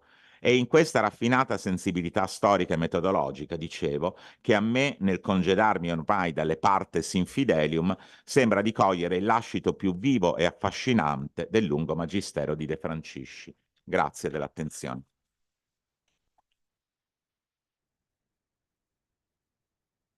Allora, abbiamo finito questa prima parte della mattinata. Devo dire che io sono veramente colpito, sono stato veramente colpito dalle tre relazioni che abbiamo sentito, perché secondo me, rappresentano un piccolo salto di qualità in questa serie di due incontri, sia a Roma che a Romani che quello di ieri, perché si è focalizzato oggi con molta forza un punto centrale, secondo me, non soltanto nell'opera di Francisci, ma nella storia, di quella scuola nella quale io ho collocato ieri l'opera di Francisci, la storicità del diritto. E viene ovviamente in mente, parlo soprattutto ai nostri amici romanisti, ma insomma, gente come Bettini o come Lentano sicuramente sanno di cosa voglio dire. E viene in mente l'accoppiata strana, perché accademicamente lontani in origine, addirittura con quei violenti scontri accademici che c'erano anche ai bei tempi andati, di De Francisco e Orestano, perché sono i due personaggi chiave che nel Novecento continuano a ricordare che il diritto nasce dai fatti, il forte carattere fattuale del diritto, che non è mai soltanto prodotto o non si può esaurire nelle categorie. Lentano ci ha dato un esempio nella sua analisi, ma le due precedenti relazioni sono queste. E questo caratterizza tutta la storia di questo sistema centrale nella scienza romanistica italiana, che è la storia dell'Istituto di Diritto Romano di Roma da Scialoia nel 1986 e nel 1886 fino appunto a Orestano, Pugliese, gli ultimi grandi epigoni di una storia di cui De Francisci è un personaggio, se non altro anche biograficamente, assolutamente centrale. E su questo io spero che dovrà lavorare, tornare a lavorare. Io ho spinto molto anche chi mi sta vicino a dedicarsi proprio a ricostruire questa complessità di una storia che è centrale per capire la storicità del diritto. Grazie. Ci abbiamo un intervallo.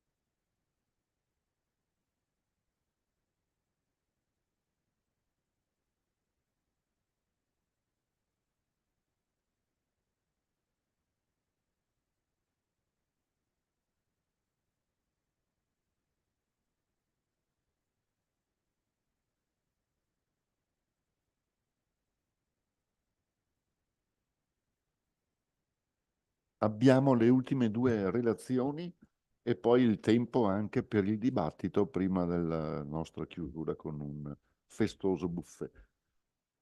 Quindi Diego Poli, membro dell'Istituto Veneto, il valore impegnativo della parola nel diritto romano, dall'arcaismo allo stoicismo.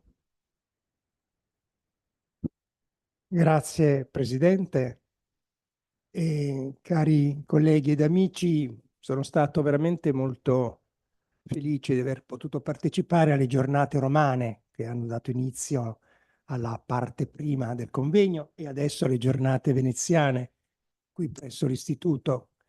Felice di incontrare tanti esperti, tanti amici, tanti colleghi e soprattutto aver imparato tanto da queste giornate.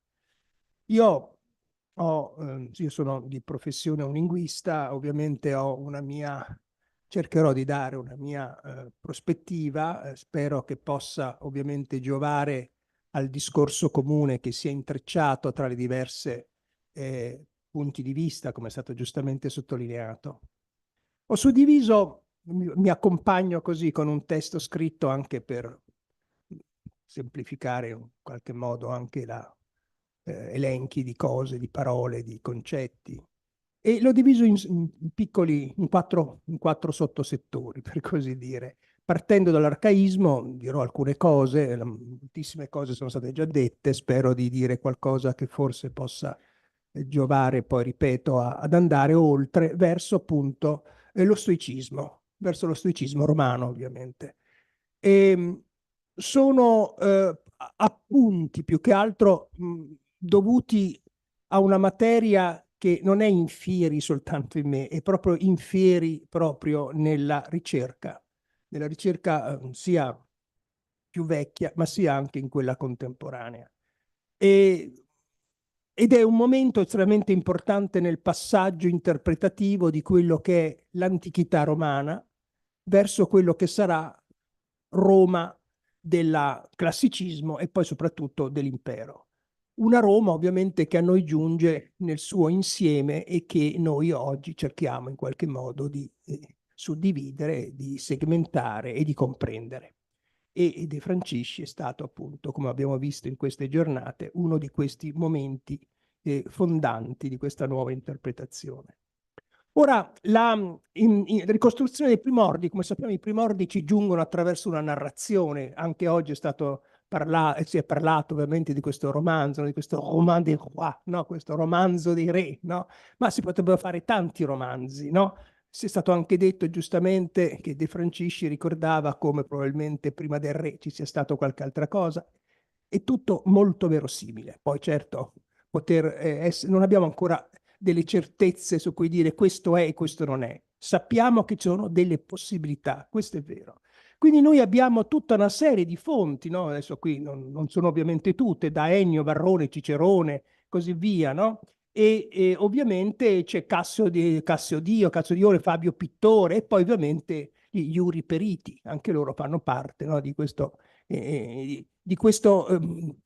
archivio da cui poi noi traiamo informazioni che quindi già sono state da loro selezionate, questo è importante, l'operazione di selezione compiuta già da loro, e poi ci sono giunte attraverso forme narrative, una di queste è la storiografia, che è diversa dagli annali precedenti, anche se ovviamente sono strettamente connessi, ed è diversa ovviamente dai poeti, la lirica è importantissima, ma ovviamente un poeta lirico, vedi Virgilio, vedi Ovidio, che sono importantissimi nel tramandarci le cose, ovviamente però ce le tramandano secondo i metri della lirica, no? Metri in senso metaforico, della lirica, che non sono ovviamente quelli degli analisti e così via. Ora, a Roma ovviamente la trasmissione dei saperi, no, avviene attraverso una modalità che è la stessa modalità a cui poi noi assistiamo un pochino dappertutto nell'Europa, dopo ovviamente il mondo romano, ovvero sia è quel passaggio estremamente importante in cui la tradizione diventa cultura, ed è quella che io definisco, è un termine sì, mio, ma insomma è implicito in tutti quanti, una tradizione acculturata. Quindi in effetti noi della tradizione cosiddetta orale o delle fonti primitive non possediamo praticamente nulla, se non attraverso quello che è passato nella scrittura, quindi nella acculturazione, perché il dato di fatto ineludibile è la scrittura.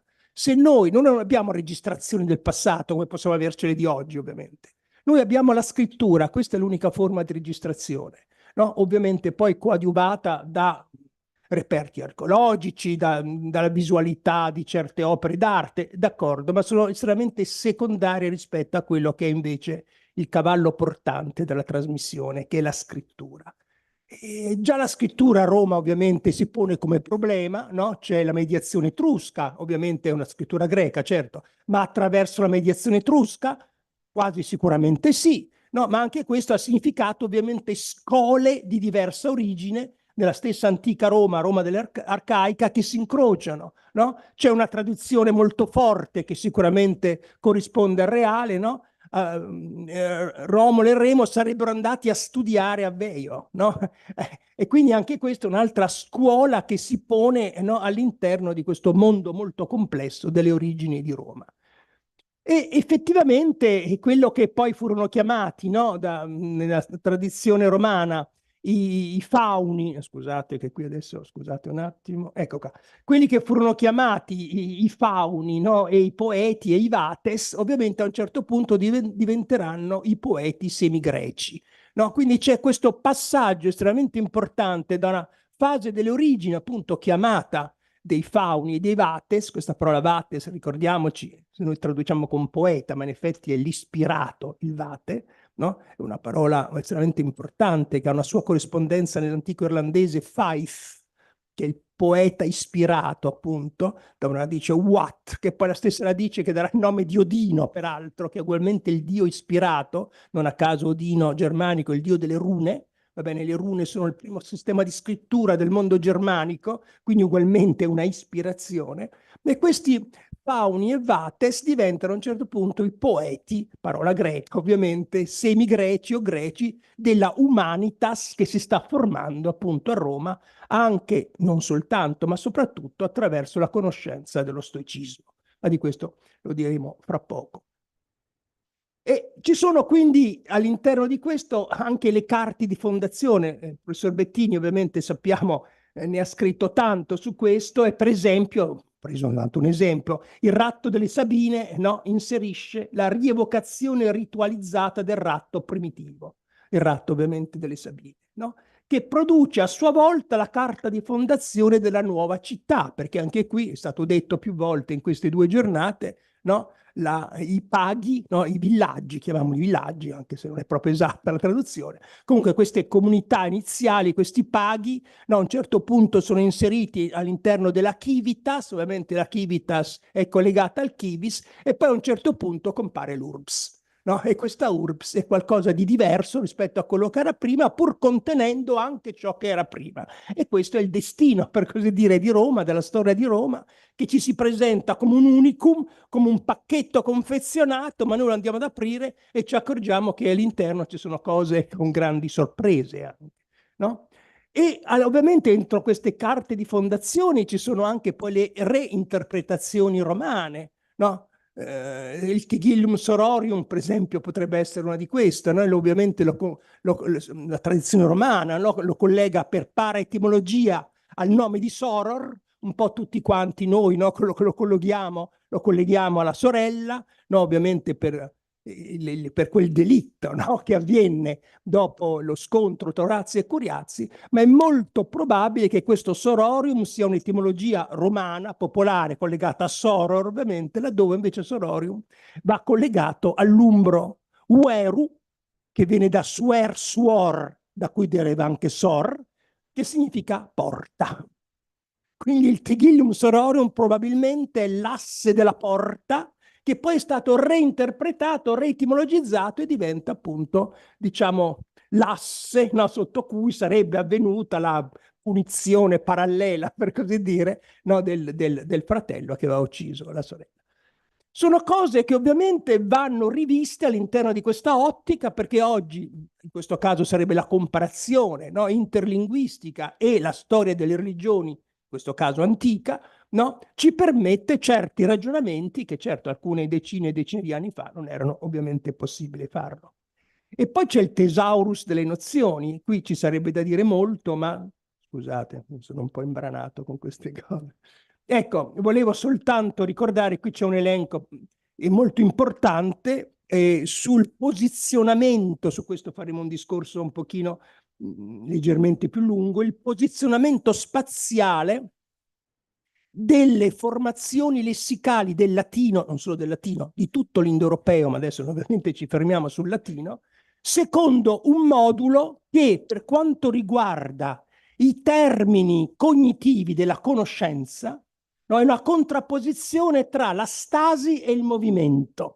Di questo peraltro già Aristotele aveva scritto delle pagine molto importanti sulla stasi e il movimento, va bene, perché si era reso conto che la lingua greca era basata anch'essa, come il latino, ricordiamoci, sono tutte lingue indoeuropee, nelle loro fasi più antiche, molto strutturalmente vicine, non che si fossero comprensibili l'una all'altra, tutt'altre, ma strutturalmente vicine, per cui le nozioni riguardanti le cognizioni si articolavano attorno, ecco qui ho fatto un po' un elenco, e ovviamente non è completo, ma è abbastanza indicativo, vedete, queste sono le basi indoeuropee, ste ovviamente è lo stare, sed ovviamente il sedere, il dec è il porre, che in latino no, è anche faccio, è un porre, va bene, da DH indoeuropeo che diventa F in latino, leg è il, pensate al tedesco legen, zu lie inglese, è il porre, il giacere,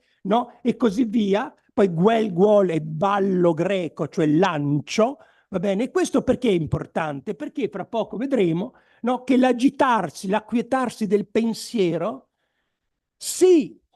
viene lessicalizzato nelle lingue indoeuropee con questi verbi qua. Allora prendiamo conoscenza, episteme, epi è il verbo in questo caso, o il prenome, isteme stare, no? Su questo torneremo fra poco. Quindi episteme, la conoscenza è lo stare in una posizione epi, no? Rispetto all'oggetto della conoscenza. Questo è l'episteme. Va bene? Quindi vedete che la mentalità greca arcaica, latina arcaica, adesso vedremo la stessa cosa con superstizio fra poco, superstare ovviamente, superstizio, peraltro questo credo che piacerà molto al professor Garofalo, credo che si possa dimostrare che superstizio è già più recente rispetto a superstitium, che era la forma originaria, che non è documentata in latino ma è prevedibile. Quindi superstitium si colloca ovviamente al termine dal professor Garofalo ben studiato, la sospensione, no? E a solstitium, che è ugualmente la sospensione del movimento. Va bene? E quindi, ma di questo parleremo fra breve. Quindi dicevo, l'episteme, vedete, è uno stare vicino, va bene? Laddove, per esempio, ballo, che significa lancio in greco, lanciato, darà, per esempio, problema, no? Ciò che è pro davanti rispetto al ballo, al lanciare, ballo una forma ampliata di bl, no? Forma al grado zero dell'indoeuropeo, ma c'è anche parabolè, la parabola, che darà poi parola in latino volgare e in italiano, quindi parabolè con i significati di parabola geometrica, congiunzione astronomica, raffronto, analogia e paragone in retorica, comparazione, proverbio, esempio, allegoria, parabola e da parabola poi parola, ma questo con il cristianesimo. Questi li ho volute mettere tutte una dopo l'altra per mostrare due cose. Innanzitutto come le varie scienze antiche prendono la stessa parola e la declinano in modi diversi. Vedete, parabolè è in retorica, ma parabolè è anche in geometria. Ma parabolè diventa anche un uso comune religioso al punto che arriverà poi, vedi l'italiano, vedi lo spagnolo, vedi il francese e così via, a parola, appunto, laddove ovviamente il latino classico non aveva certo questo significato. Ora, la cosa importante, ecco, vedete che la formazione, vediamo le ultime righe lì, la formazione è rappresentata dalla sequenza prefisso localistico più verbo. E questo è il tipo di formazione su cui il latino architettava tutte le sue formazioni lessicali. No? Un esempio molto, alla fin fine anche banale, semplice, ma credo significativo. la parola latina ex agmen. Ex agmen. Ag è uno di questi verbi di movimento, no? Quindi che si oppone a stare, no? Stare, fermi. Ag e ago, conduco, quindi, ma fanno parte appunto di questa classificazione come ballo di verbi di conoscenza. Ex è fuori, quindi ex agmen sarebbe portar fuori, quindi lo sciame di api è un ex agmen, cioè porto fuori da. Ma anche l'esame è un portar fuori, da che? Dal cervello. Questa ovviamente per un latino delle origini era una collocazione lessicale estremamente chiara, trasparente, motivata, laddove quando noi passiamo già all'italiano, l'italiano è sciame. Ditemi sciame cosa ha di motivazione? Nulla. E saint del francese, cosa che significa sciame, non vuol dire nulla, è un segno lessicale chiuso, non chiaro, cioè io devo crederci per fede che sciame è lo sciame d'ape, per così dire, perché mio padre mi ha insegnato che è così. Il latino invece era, per così dire, ricomponibile, tant'è che posso fare anche esame, cioè porto fuori dalla mente, laddove noi italiani usiamo esame, che è ripreso dal latino per via colta, e per noi apparentemente non ha più nulla a che fare con sciame, e invece è esattamente la stessa parola. Ricordo che ex opero diventa sciopero in italiano, mi astengo dal lavoro, ex opero, sciopero, come examen diventa sciame. Quindi voglio dire, la lingua italiana, come le lingue romanze, hanno perso la significatività di questo modulo su cui invece, vedi appunto, fra poco rivedremo superstizio, no? O prima episteme, su cui invece i greci e i latini potevano articolare perché comprendevano il loro significato. Ma andiamo avanti perché il tempo ovviamente, giustamente, il suo lavoro corre, va bene? E andiamo avanti e... Scusate, no, ho sbagliato ovviamente il pulsantino, sto andando indietro. Scusate un attimo. Ecco. Allora, torniamo a superstizio. Ecco, superstizio è la conoscenza, come dicevo, è il superstare rispetto all'oggetto, così come episteme in contemporanea in greco è epiistemi, quindi stare accanto, superstizio, sto sopra. Non importa in che posizione sto, l'importante è un po' come oggi il biologo, no? Che ha il vetrino e sta sopra, ovviamente con la lente sul vetrino e comprende il significato del vetrino, l'immagine è esattamente la stessa. Le lingue indoeuropee non stanno soltanto sopra, stanno anche sotto, stanno accanto e lo vedremo qui adesso molto rapidamente.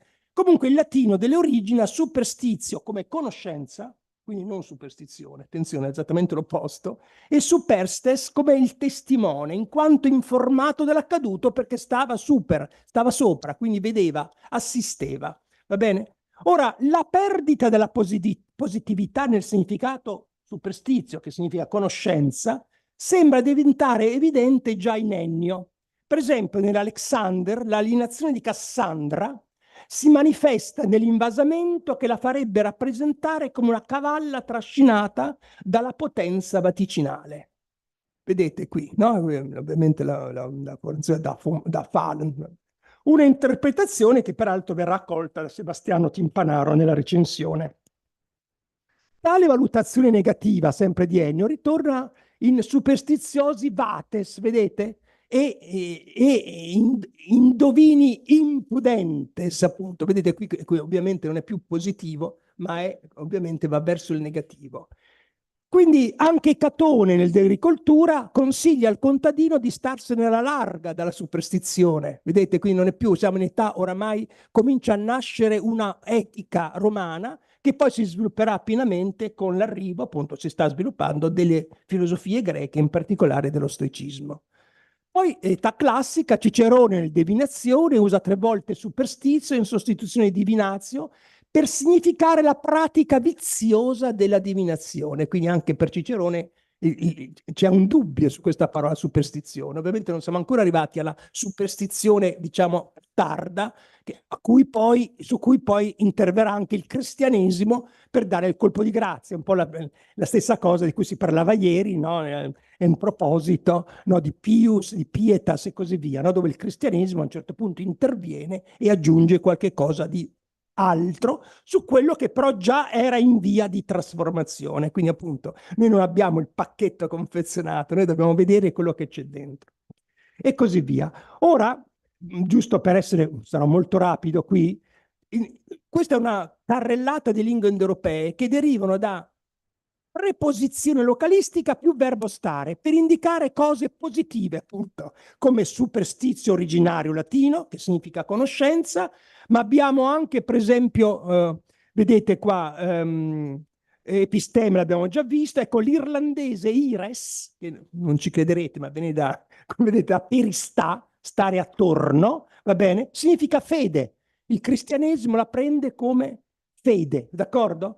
E, oppure prendiamo, non so, anche molto interessante, quello che noi chiamiamo l'Avesta, il famoso libro sacro di Zoroastro. In effetti Avesta viene da Apastak, che a sua volta viene da Upastavaka, ovvero sia dottrina acquisita nel presso stare, nello stare presso.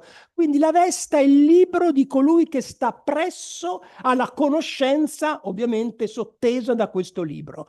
Quindi vedete, è tutto un mondo, questo indoeuropeo, in cui attorno a questo problema dello stare, del muoversi in una certa posizione, si ha la comprensione. Infine, understand dell'inglese o verstehen del tedesco è esattamente la stessa cosa. Legge di Grimm, già citati ieri, gli allievi di von Savigny, no? Le leggi di formazione del consonantismo germanico, una P indoeuropea in germanico diventa F, lo dimostra come primo Grimm. Va bene? Allora, peri del greco, che rimane peri in greco, nelle lingue germaniche diventa fer. Ecco, verstehen del tedesco. Stehen significa stare, da ste indoeuropeo, quindi capire e stare intorno. L'inglese invece è stare sotto, understand, stare sotto, e quindi io capisco. Inglese antico anglosassone era understanden, appunto, stare sotto. Quindi understand, understand corrisponde esattamente al superstizio latino, in senso positivo, perché capire ovviamente è positivo, però a un certo punto il latino ha una modificazione ed ecco che superstizio non è più positivo, bensì diventa negativo. E superstizio probabilmente nella sua origine, nella sua forma originaria, era un superstizium e non un superstizio. Ma andiamo a questo punto verso il finale. Sto andando sopra o sotto? No, sotto, scusate. Ecco, posizionamento e prassi, ugualmente, perché è importante? Due parole su questo. Noi sappiamo che gran parte, molte formule del diritto romano prevedono una iconicità del movimento, no? Per esempio, manus iniexio, l'imposizione delle mani, no? E perché è importante questo? Perché si ricollega alla formula del modulo lessicale di cui stavo parlando prima. Ovvero sia, il modulo lessicale è visto appunto, per esempio, come uno stare sopra, uno stare accanto, esattamente come la formula giuridica è vista come un'imposizione della mano. Quindi è ugualmente un movimento che diventa ovviamente cognizione. La cosa interessante è che questo fatto della mano, no, noi lo troviamo poi anche nelle lingue germaniche, per esempio, forse questo può dare a qualcuno delle informazioni più importanti sull'antichità di questa prassi. Guardate antico nordico, mund, che significa mano, che è la stessa radice ovviamente di mano latina, no? Ha il significato di diritto di tutela. Vedete? Quindi mano in antico nordico è diritto di tutela.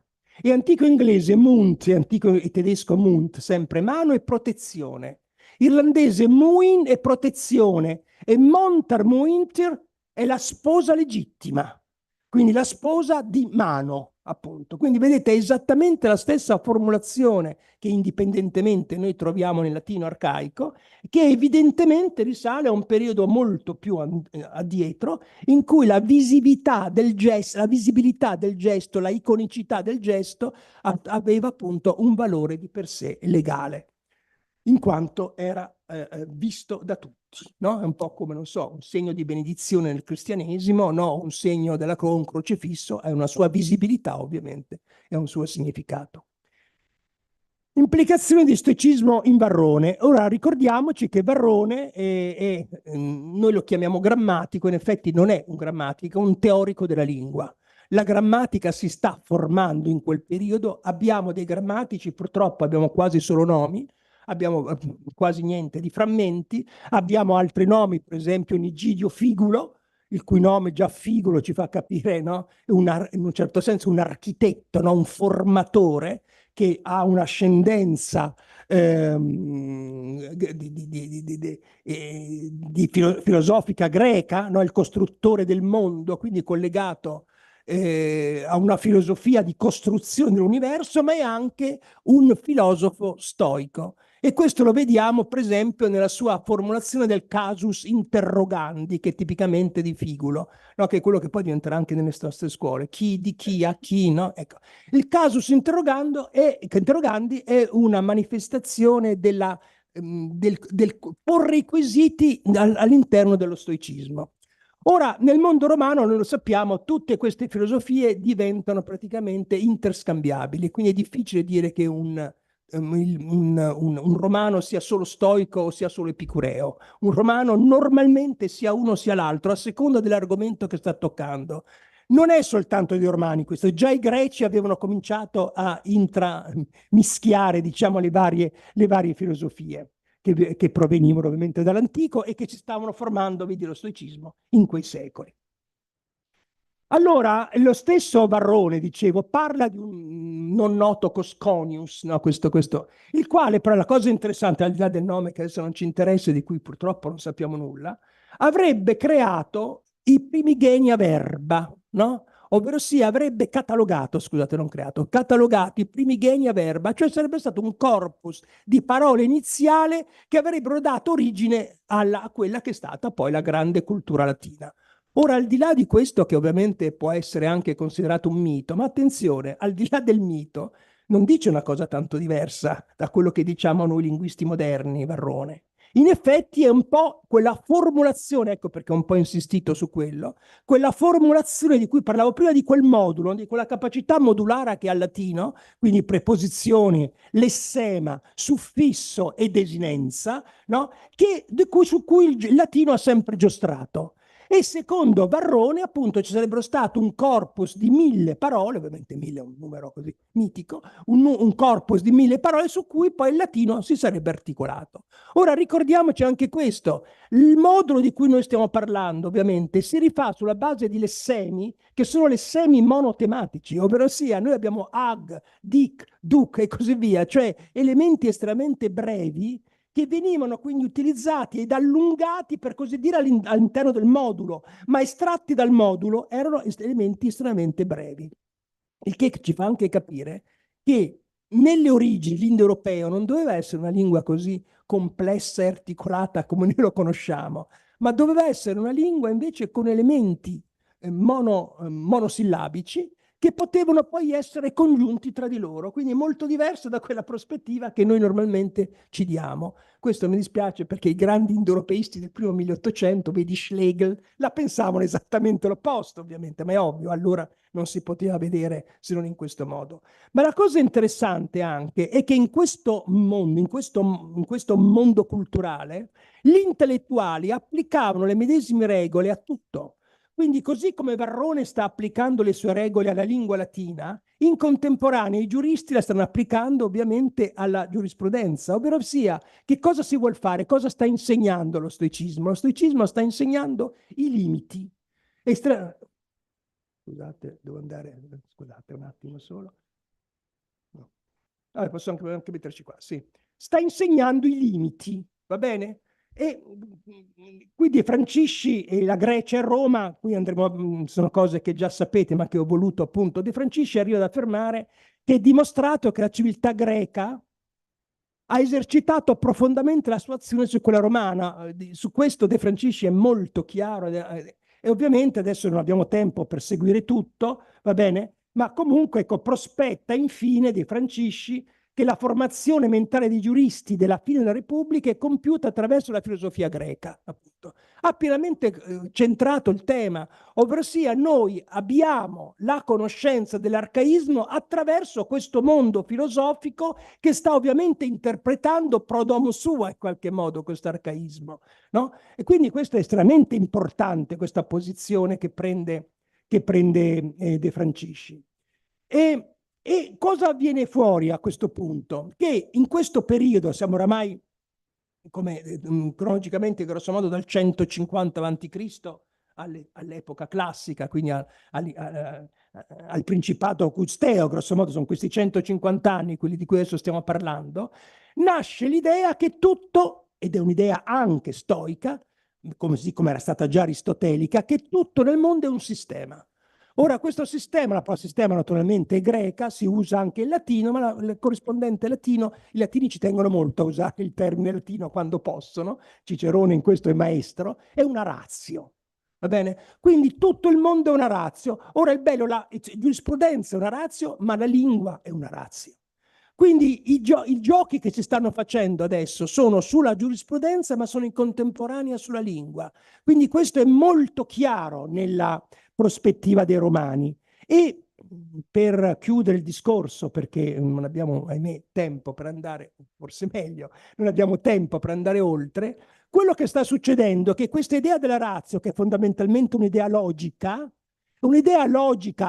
sì, già aristotelica, ma che è ripresa dagli stoici, no? E si vede ad esempio, quando noi studiavamo latino a scuola era un dramma studiare la sintassi, come tutti ricordano, no? Laddove quando si studiava greco la sintassi sembrava quasi non esserci, non so se avete ancora questo ricordo. Io mi sono sempre chiesto da studentello, ma perché questo fatto? Eppure tutte le lingue hanno la sintassi. Il problema è che il latino è stato profondamente influenzato dalla mentalità logica stoica, laddove questo non è avvenuto sul greco, perché il greco era già una lingua profondamente formata prima che gli stoici intervenissero. Pensate, Platone, la meraviglia della prosa di Platone, molto prima che nasca la grammatica. La grammatica non c'è proprio, la grammatica nasce nel primo secolo, comincia a nascere nel primo secolo a.C. Platone è di gran lunga precedente. Ieri è stato giustamente detto, credo proprio da te, che un conto è la lingua, un conto è la grammatica. Giustissimo. Noi stiamo parlando di lingua, Omero ha la lingua, non ha la grammatica. Entro certi limiti, persino Cicerone non ha ancora la grammatica. Entro certi limiti, Entro certi limiti. Però che Cicerone non scrive mai di grammatica. Attenzione, Varrone sì, scrive di lingua-grammatica. Cicerone no. Cesare forse scrive, no? Il famoso Analogia, no? Non sappiamo esattamente quanto in profondità sia andato, perché abbiamo perso quasi tutto. Anche dello stesso Varrone purtroppo ci è rimasto quasi nulla rispetto all'immensità di libri sulla lingua che ha scritto. Va bene, questo ricordiamocelo sempre. Quindi voglio dire, la logica è entrata profondamente nel pensiero latino, nel momento in cui il latino sta diventando la lingua con la L maiuscola, per così dire, una lingua di grande...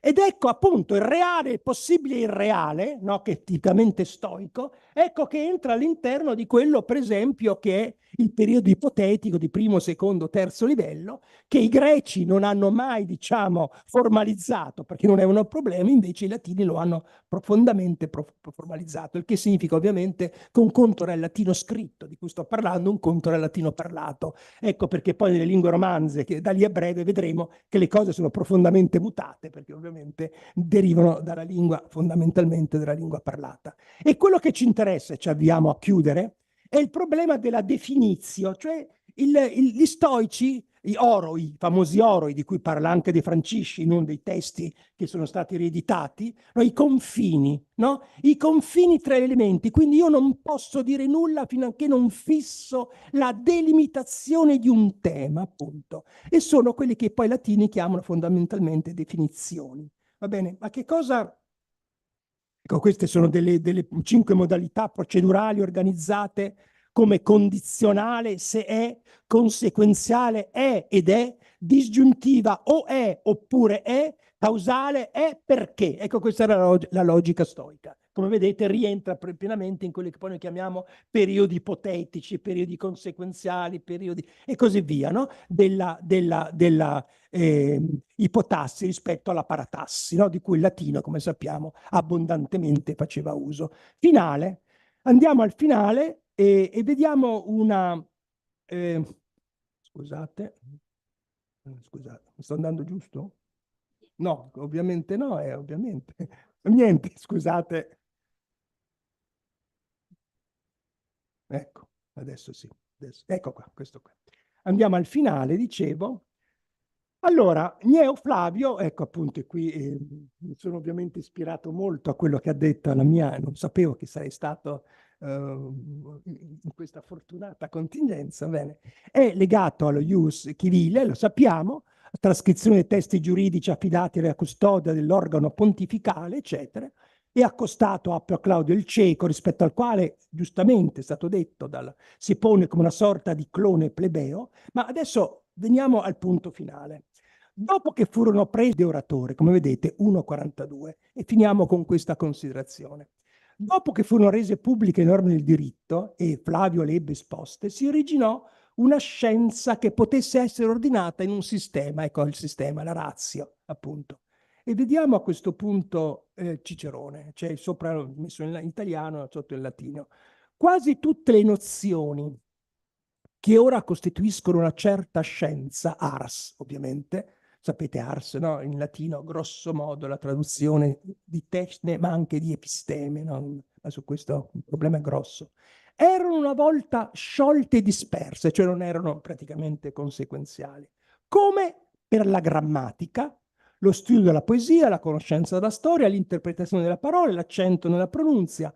A conclusione, in quest'arte del dire, ci sono le componenti dell'eloquenza consistenti nell'invenzio, nell'elocuzione, nella disposizione, nella memoria, nell'azio. Tra l'altro ricordo che azio, che è un termine anche giuridico, è sempre da ag, lo stesso ag da cui viene exagmen, quindi appunto è un procedimento, è un movimento appunto, che appariva essere procedimenti quasi ignoti e apparivano essere senza rapporti reciproci. Ricordiamoci che l'azio nasce come azio retorica prima di essere azio giuridica. Questo è importante.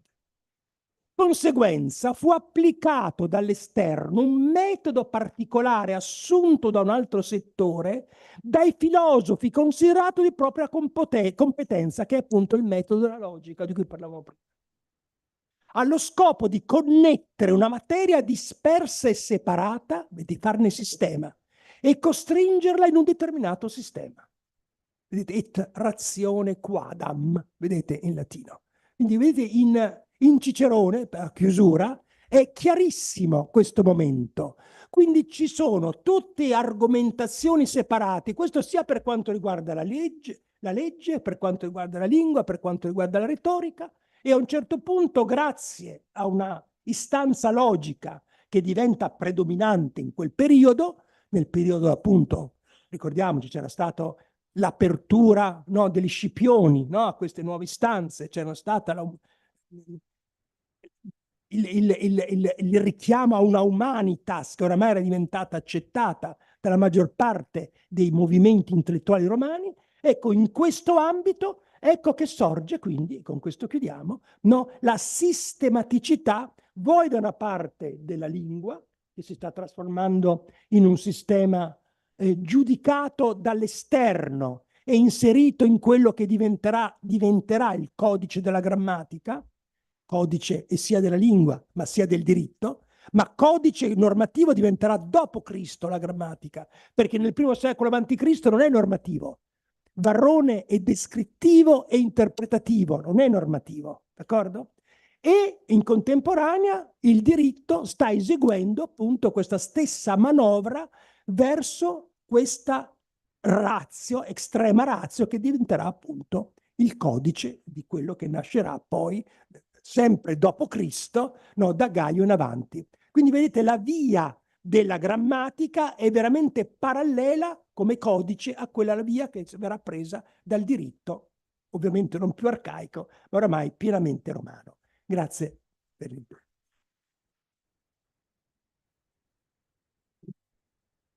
Grazie Diego, ci hai fatto toccare con mano il fascino, no, della lingua. Già nelle conversazioni con Maurizio Bettini e Mario Lentano emerge tutto questo, ma tu lo rafforzi ancora una volta. Io avrei anche qualche domanda, ma te la formulo dopo, e quindi passo subito ad Aglaia McClintock. Qui abbiamo lo ius speciale negli scritti di De Francisci. Grazie. Non è senza emozione che mi accingo a parlare in un'aula così meravigliosa, con un tintoretto alle spalle e davanti a maestri che per una serie di fortuite circostanze sono presenti, quindi Luigi Capogrossi Colognesi, Maurizio Bettini e Luigi Garofalo, che in momenti diversi della mia formazione hanno avuto la generosità di insegnarmi. Ora, e poi dobbiamo ringraziare tutti, credo, poiché sono l'ultima, mi spetta, tutti lo abbiamo fatto, ma aspetto un ringraziamento particolarmente sentito a Luigi Garofalo per aver organizzato e curato questo convegno in ogni dettaglio, insieme al dottor Zini, che davvero si è fatto in quattro per la riuscita dell'organizzazione.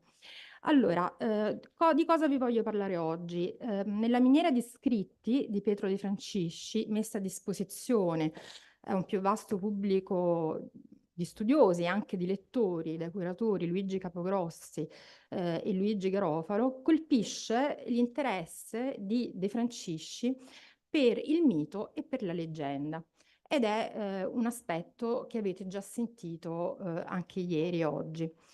De Francisci, pure a volte tentato, sfogliando le tante pagine dei volumi, di scartare le parti che un romanista del suo tempo avrebbe giudicato fantasiose, si pone però sempre con un approccio, lo ha già detto Maurizio Bettini stamattina, ante litteram dall'interno, per capire la logica dell'istituto giuridico che esamina. Per fare ciò, spesso infatti finisce per ricorrere a fonti considerate inutilizzabili dalla vulgata del tempo. Queste fonti le troviamo in tutti i suoi scritti, anche minori. Da questa angolatura, il suo approccio metodologico può considerarsi antesignano nel coniugare le fonti letterarie, archeologiche, epigrafiche, lo abbiamo sentito oggi ancora da Carlo Pelloso, e nel dare un adeguato rilievo ai rituali religiosi, pur leggendoli necessariamente nell'ottica delle storie delle religioni del suo tempo. Ciò che mi interessa qui rilevare è che De Francisci tende a analizzare le fonti nella loro interezza, e già questo è un dato importante, e a contestualizzarle nel loro tempo. Questi suoi interessi e questo suo approccio metodologico sono particolarmente evidenti in uno scritto del 1954, del primo volume, che è raccolto nel primo volume, intitolato Appunti e considerazioni sulla columna bellica, in cui l'autore affronta lo studio del rituale dei Fiziali. Secondo il commento di Servio all'Eneide, al principio del III secolo a.C., a causa della guerra trasmarina contro Pirro, re dell'Epiro, questo rituale ebbe bisogno di un adattamento ad hoc per l'impossibilità di eseguire le formalità richieste ai confini del paese straniero contro cui si voleva indire la guerra. De Francisci, nel suo scritto, individua quindi un momento particolarmente rilevante della storia del collegio dei Feziali e dei loro riti, perché è in questa occasione che si sarebbe introdotta per la prima volta nel rituale del collegio una finzione giuridica. Quindi abbiamo parlato tanto di realtà del diritto dal fatto, introduciamo un altro elemento di discorso, quello della fictio iuris. E quindi per la prima volta nel rituale del collegio è introdotta una finzione giuridica al fine di evitare che cosa? Un gravoso spostamento e allo stesso tempo di assicurare il felice espletamento delle formule richieste. La fonte presa in esame è quella di Servio, del commento all'Eneide, che trovate è la prima fonte dell'Endout. Ed è lunga, quindi non ve la leggo. L'avvio del procedimento fittizio in patria piuttosto che al confine nemico si sarebbe realizzato, secondo Servio, facendo acquistare da un prigioniero straniero, appartenente all'esercito di Pirro, un piccolo appezzamento di terra a Roma per fingere che esso fosse il confine del territorio nemico. Ecco la genialità dei giuristi romani. L'intero rituale, dobbiamo inferirne, poteva espletarsi in quel luogo divenuto stilis senza necessità di spostarsi da Roma. Da quel momento, innanzi al Tempio di Bellona, consacrato nel 296 a.C. da Appio Claudio Cieco, in ringraziamento per la vittoria contro Etruschi e Sanniti durante la terza guerra sannitica, sarebbe stato possibile espletare il rituale dei Feziali nel caso in cui i sacerdoti preposti non avessero potuto raggiungere materialmente il confine del nemico. Rituale che, secondo De Francisci, i sacerdoti avranno ripreso a effettuare quando potevano farlo, quindi lo hanno fatto in quel momento perché ne avevano bisogno, però se potevano spingersi ai confini nemici lo avrebbero fatto, per poi di nuovo però riutilizzare la brevis aria davanti al Tempio di Bellona quando ciò non fosse possibile.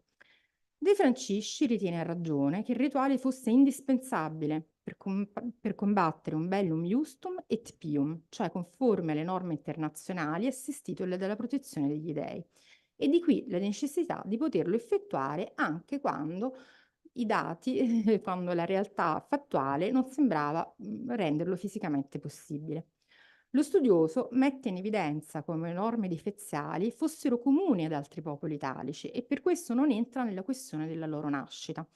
È ormai vulgata condivisa oggi che le ritualità per dichiarare la guerra affondassero le loro radici in mores antichissimi, forse secondo alcuni addirittura pre-cittadini, e fossero comuni ai popoli limitrofi a Roma.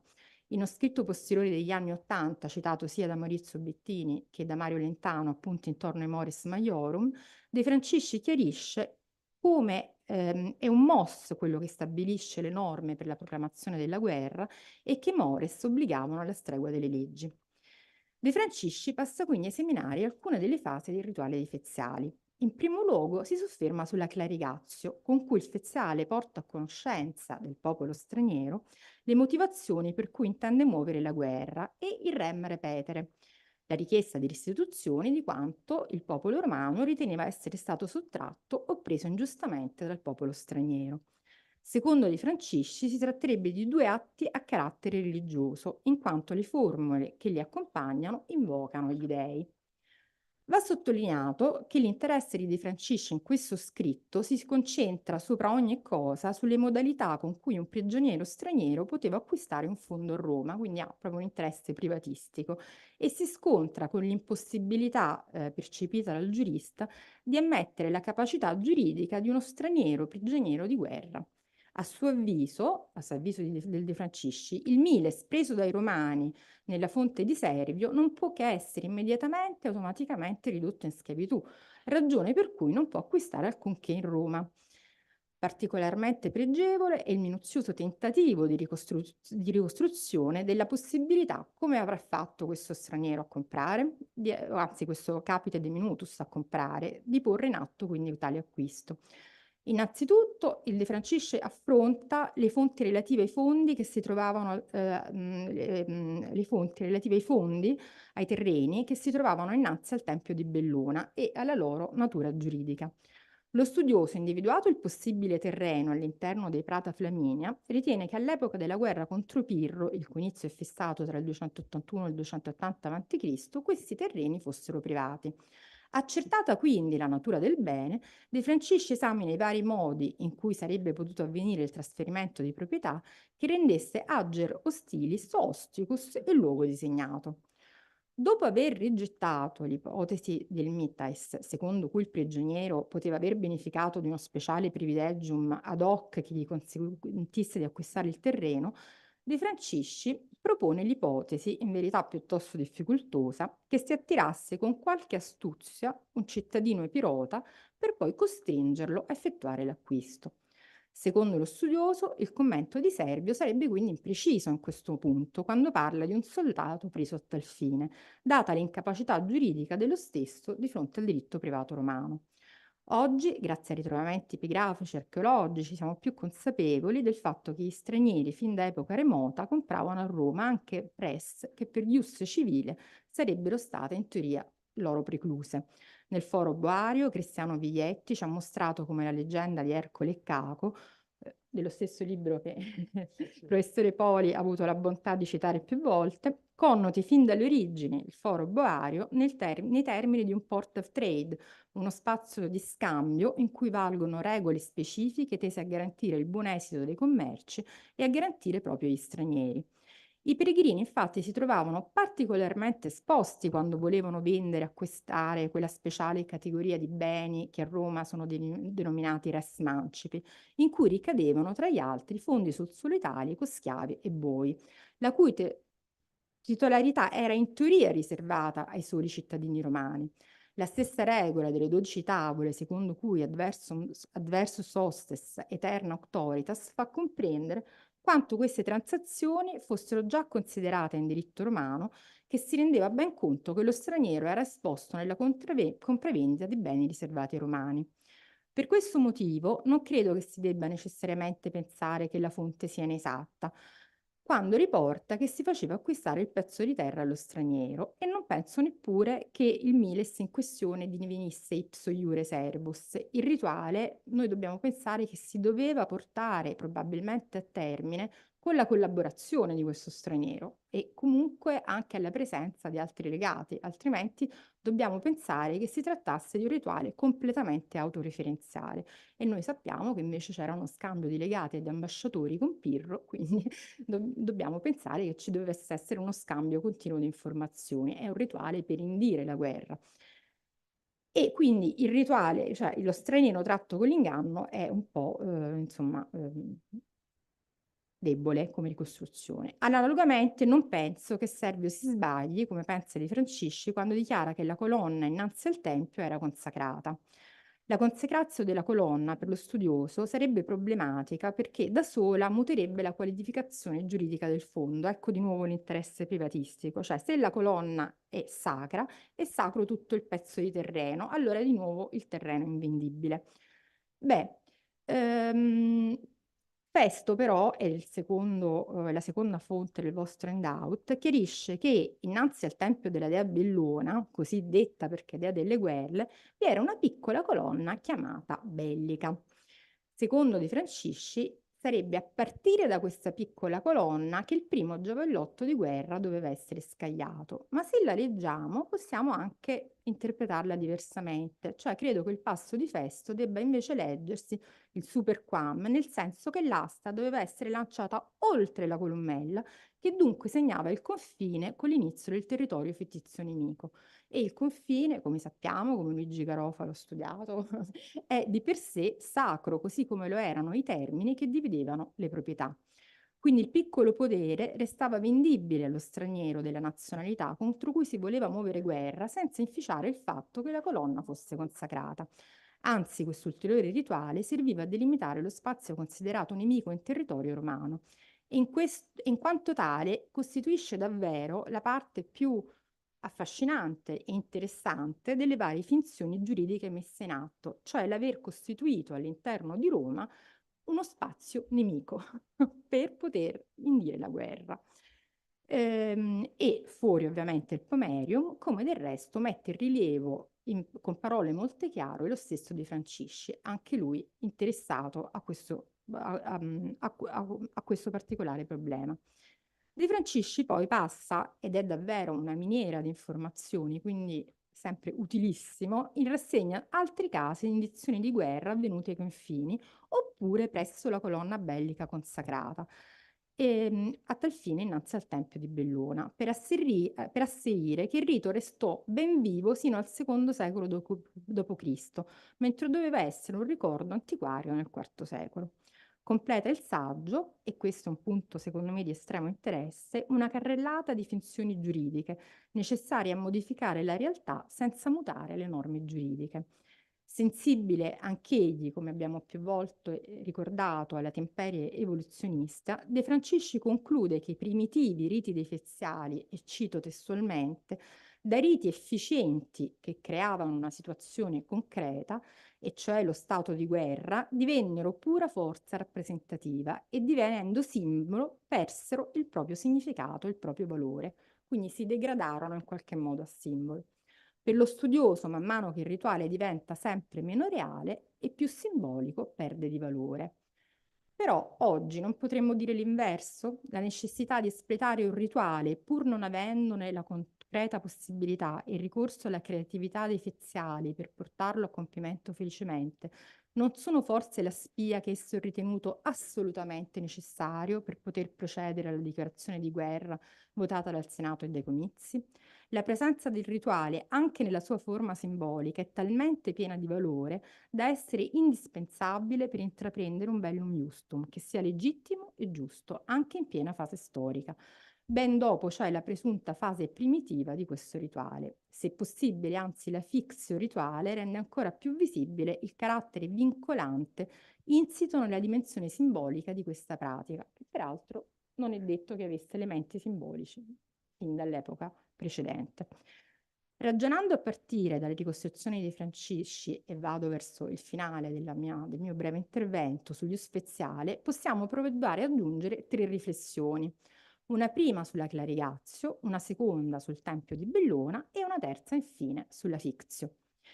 Partiamo dalla Clarigazio dei Feziali. Sia Servio che Plinio spiegano che il sostantivo clarigazio, derivato dal verbo clarigare, indica il richiedere con voce chiara i beni rubati, ovvero il denunciare l'offesa arrecata.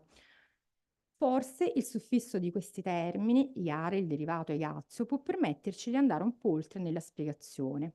Prima di tutto incontriamo questo tipo di terminazione in sé abbastanza rara in altri 2 termini legati al diritto, cari a noi giuristi: litigazio, causa, contesa giuridica, iurigazio, contesa di carattere più lieve rispetto alla litis. Dunque, anche la clarigazio, già a livello morfologico, si presenta come termine tecnico appartenente al lessico tecnico-giuridico. Inoltre, si nota che questa terminazione igazio è presente in una serie di sostantivi derivati da un aggettivo, il cui suffisso indica un'azione che rende effettiva la caratteristica espressa nell'aggettivo. Purigare, rendere puro, litigare, rendere liscio, mitigare, rendere mite. Dunque, anche clarigare indicherà propriamente rendere chiaro, mettere in chiaro, che è poi l'inizio di tutto il rituale. In altre parole, mettere in chiaro come stanno le cose, quali sono i termini del conflitto, facendo la voce alta in maniera chiara di fronte ai confini del nemico. Possiamo anzi pensare che l'elemento ig che vediamo precedere i suffissi are e azio altro che non sia che un ag di ago, fare agire. E dunque clarigazio e clarigare descrivono etimologicamente l'azione di agire per rendere chiara una certa cosa o situazione, ed è questo precisamente il compito che spetta ai Feziali al momento della dichiarazione di guerra, quindi non a carattere religioso, ma direi proprio dall'inizio a carattere giuridico, se non la stessa cosa, come direbbe Garofa. Riguardo alla seconda riflessione su Bellona, lo scritto di De Francisci precede di circa un decennio il seminale lavoro di Dumézil sulla religione romana, che purtroppo non comparirà mai citato nella successiva produzione dello studioso.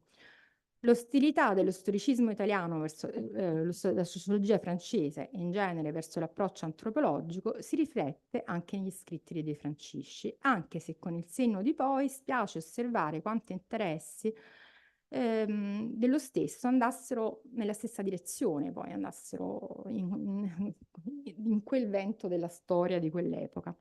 Ebbene, De Francisci ritiene che Bellona avesse preso la virtus di Marte quando quest'ultimo, da divinità agricola, si era trasformato in divinità guerriera, come sosteneva la Vulgata del tempo. Bellona, a suo dire, avrebbe avuto la stessa matrice agricola primitiva. Dumézil, introducendo una distinzione capitale per gli studi sul politeismo antico tra sfera di azione e modo di azione, ha dimostrato in realtà la natura guerresca originaria di Marte, chiarendo che il dio poteva avere sfere di azione diverse, anche su pratiche e rituali agricoli, che spilettavano con il modo proprio del dio, che era quello della guerra o della difesa. Analogamente guerresca la natura della compagna Bellona, che prende il suo nome stesso dal nome della guerra, Bellum. Come scrive Dumézil, saremmo tentate di immaginare Bellona come il corrispettivo femminile di Marte, ma sbaglieremmo. Si tratta di una divinità meno limitata all'azione del combattimento, come è Marte, e Bellona, con funzioni diverse rispetto a Giove, interveniva nei momenti che precedevano e che seguivano la guerra e talvolta nella diplomazia che poteva evitare lo scontro. Peraltro dei, il cui nome termino in una, come ha scritto, già scriveva Dumézil, ha ripreso Maurizio Bettini nel suo volume su Vertumno, sono caratterizzate dal fatto di esercitare una forma di tutela sulla sfera che è loro affidata, avendo un insieme di responsabilità, come del resto ci si aspetta da divinità nel cui nome traspare in modo così visibile l'officium che esercitano. Bellona non è dunque propriamente la guerra, ma colei che fa uscire i romani felicemente, nel miglior modo possibile, felicemente forse non è una parola, ma nel miglior modo possibile dalla guerra. E in questo si spinge più avanti di Marte. Le sue competenze eccedono quelle del dio che si esplica per quel che riguarda la guerra nella sola battaglia. Ed ecco perché è interessante che questo territorio nemico fosse stato creato davanti al Tempio di Bellona. Nel Tempio di Bellona, infatti, il Senato deliberava circa il trionfo del generale tornato vittorioso, dava udienza a quegli ambasciatori stranieri che non voleva ammettere in città ed era dunque un luogo in cui anche uno straniero scomodo poteva accedere. Il Tempio e le sue zone limitrofe esprimevano le competenze più estese della dea ed era dunque il luogo ideale dove si poteva costruire questo territorio fittizio nemico in cui il nemico stesso poteva accedere. E vengo al terzo e l'ultimo punto. La finzione giuridica che aveva attratto De Francisci e che costituisce non a caso, uno dei meccanismi più interessanti della mentalità giuridica romana e uno dei suoi portati più originali. Come scrive De Francisci, la fictio, cito testualmente, ha lo scopo di superare le difficoltà inerenti all'applicazione di talune regole religiose o giuridiche. Essa non intacca, non muta i principi tradizionali, mira semplicemente a girare l'ostacolo che si oppone alla loro applicazione. Un espediente tecnico che per raggiungere un determinato scopo trasfigura con un consapevole e voluto mendacio la realtà delle cose. Indubbiamente un espediente tecnico, la fictio legis è entrata a pieno titolo nel dibattito teorico contemporaneo, come lo abbiamo detto, uno dei più interessanti strumenti presenti nell'arsenale del giurista.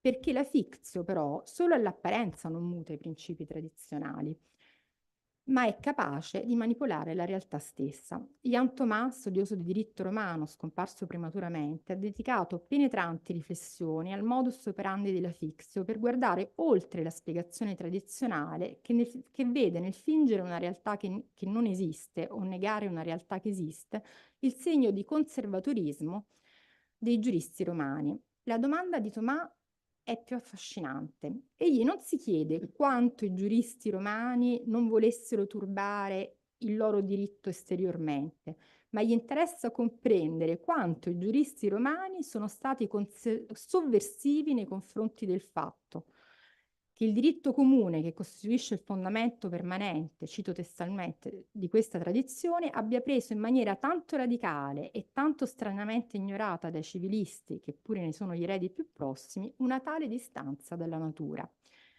E cito ancora testualmente, il diritto romano, da Jan Thomas, riconosceva cioè tanto ai giuristi quanto alla legge di trasformare l'ordine delle cose e di rimodellarlo. Secondo Thomas, al di là della capacità di adattamento del diritto ai tempi, vi si può leggere un modo radicale di costruire le istituzioni giuridiche agli antipodi di ogni verità tangibile. Un modo, in altri termini, di sottolineare lo scarto rispetto al fatto come costitutivo del diritto. E allora, se sganciamo De Francisci dalla cornice evoluzionista il cui contesto lo imbrigliava, possiamo solo ringraziarlo di aver messo a fuoco queste così rilevanti questioni. Grazie.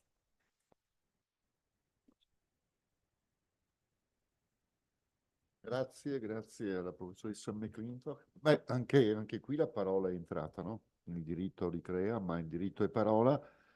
E allora, nel mentre chiedo a Marco Falcon se lei può farsi dare dal dottor Metrangolo se è riuscito ad ampliare quell'articolo sul... Eccolo qua, perché poi io voglio leggervi qualche riga. Grazie, Pecci.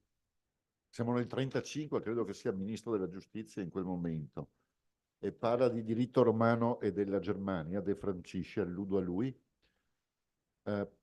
Io comincio però con le domande, dopo lo farò, questo, no? Adempirò questo onere che mi sono autoassegnato.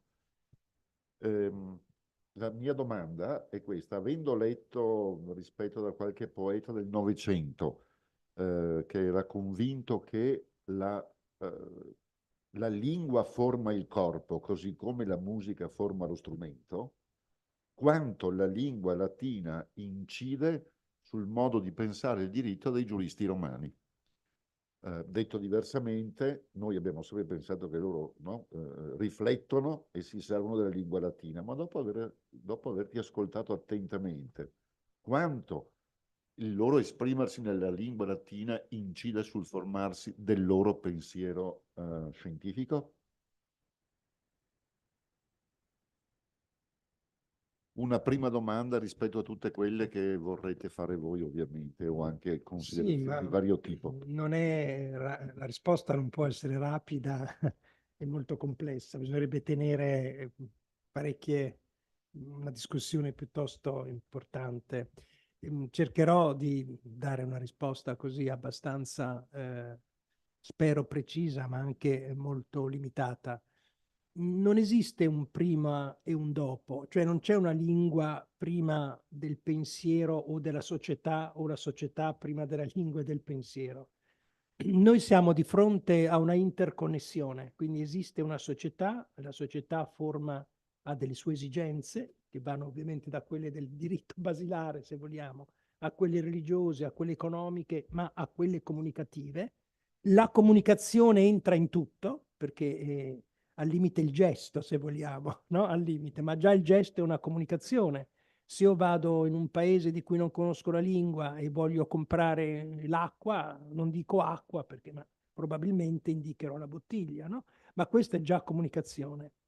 Ora, se vogliamo, una parte dei rituali, non solo del diritto, ma nella religione, nella scuola, nelle accademie, al mercato e nel diritto, una parte dei rituali, come ho volte sottolineato nella mia relazione, sono anche iconici, no? Ed è molto importante, no? Ma l'iconismo, diciamo, entra anche nel fare società e nel fare comunicazione e nel fare cultura.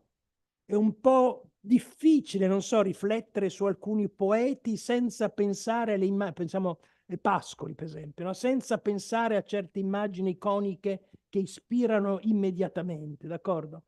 Quindi voglio dire, è tutto un insieme interrelato, quindi non c'è un prima e un dopo. Allora, quando nel mondo romano entra con grande violenza, una violenza voluta, se si vuole, accettata, e lo stoicismo, è chiaro che lo stoicismo modifica profondamente il modo di pensare romano, modifica profondamente i costumi, modifica la lingua e modifica il diritto. Quindi sono cose completamente interfacciate, va bene? Quindi è un po' difficile dire cosa nasce prima e cosa viene dopo. Nascono tutti in contemporanea e ognuno aiuta l'altro a creare qualcosa di diverso rispetto a ciò che c'era prima. È un po' anche il discorso che faceva De Francisci, no? E la dogmatica cambia in base a... Ecco, qui si può dire che la lingua, i costumi, il diritto, che entra ovviamente qui, la religione e così via, cambia. Basta pensare anche, qui chiudo, non rendendomi conto di non aver proprio risposto, ma insomma credo di aver aperto, se non altro, una riflessione diversa. Basti pensare tutta l'enorme quantità di lessico giuridico, religioso, latino che entra poi nel cristianesimo, la totale modifica, a cominciare dalla parola religione. No? Religio per un cristiano, religio per Cicerone, per esempio. No? La totale modifica che c'è di religio prima e religio dopo, eppure apparentemente la parola è la stessa. Apparentemente. Non facciamoci trarre in inganno dall'apparenza. La lingua non è ciò che appare, anche se noi siamo convinti che sia quello.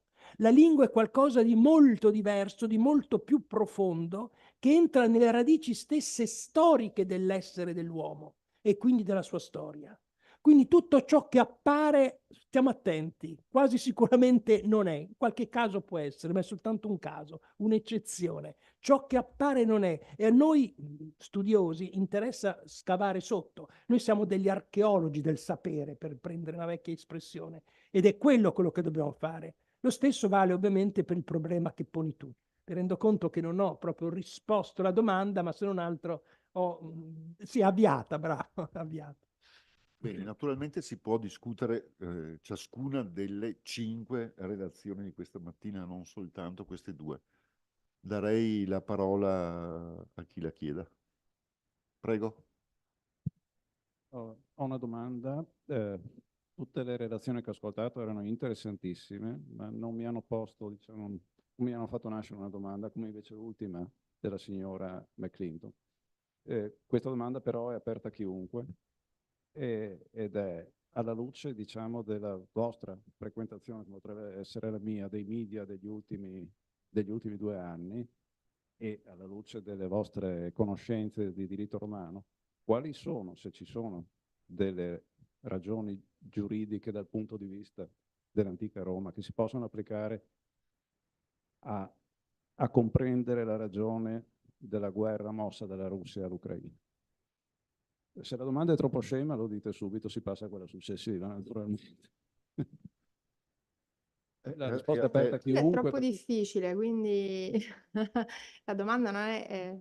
tutte le domande sono legittime. Non saprei risponderle. Le posso solo dire una cosa su cui da un po' sto studiando la guerra nel mondo romano e una cosa mi ha molto colpito, su cui rifletto da molto, è che nella straordinaria continuità del linguaggio, della terminologia giuridica e terminologia nostra propria del diritto, che è totale, cittadinanza, cittadino, militare, insomma, lei lo dica, c'è una discontinuità fortissima, cioè bellum solo come aggettivo è rimasto, bellico, mentre noi abbiamo proprio un'altra parola che è guerra. E questo fa capire qual è la distanza gigantesca che c'è tra il mondo antico e oggi. È l'unica parola davvero caduta, invece guerra, war, vengono tutte quante da una stessa radice, ma su questo penso che il professore Poli le potrebbe rispondere meglio. Vabbè, poi i tedeschi usano Krieg, quindi noi abbiamo proprio una discontinuità totale con il bellum, duellum dei romani e quello che viviamo oggi. Mi dispiace, è una domanda troppo difficile. Posso? Grazie. No, la domanda è molto intrigante, io veramente non so proprio rispondere, però mi permetto di dire un paio di cose che forse possono servire, forse. Io dividerei, se vogliamo parlare con categorie, diciamo, antiche, ovviamente, no? Se no è inutile fare questo discorso. Io dividerei l'attuale guerra diciamo su 2 livelli, per così dire. Uno potrebbe corrispondere alla guerra, al bellum civile dei romani, perché dal punto di vista dei russi, non degli ucraini, dal punto di vista dei russi, gli ucraini sono russi, attenzione. Quindi la guerra, così come loro la stanno facendo, è una specie, se vogliamo, di guerra civile contro coloro che se ne sono voluti andare per conto loro, insomma, ecco. Anzi, si sono in qualche modo venduti, no, all'Occidente. Quindi questo è un aspetto che è più da guerra civile che non da guerra tra nazioni. Questo è un primo aspetto. Un secondo aspetto è il tentativo di modificare proprio la ritualità dal punto di vista ucraino, proprio a dimostrare che loro non sono più russi o non sono mai stati russi. Anche qui bisogna vedere, c'è chi la pensa tra gli ucraini in un modo e chi nell'altro. Ricordo che il più grande autore russo del 1800 era ucraino, per esempio, no? D'accordo. Ma voglio dire, il fatto che abbiano cambiato la data, ecco il calendario del Natale, e sono venuti sul 25 dicembre e non più sul 6 gennaio, è un fatto ovviamente che riguarda il calendario. Noi sappiamo quanto importante era il calendario nel mondo romano e quanto lo è ovviamente anche nel mondo odierno. Questo è importante. Quanto poi al problema di guerra e così via, noi il termine guerra l'abbiamo preso appunto, come giustamente ha detto la collega, dal mondo germanico. La parola è germanica, corrisponde appunto a Gewehr del tedesco, che significa esercito, Wehr, non Gewehr, Wehr, war inglese appunto, e significa che noi l'abbiamo preso dal longobardico.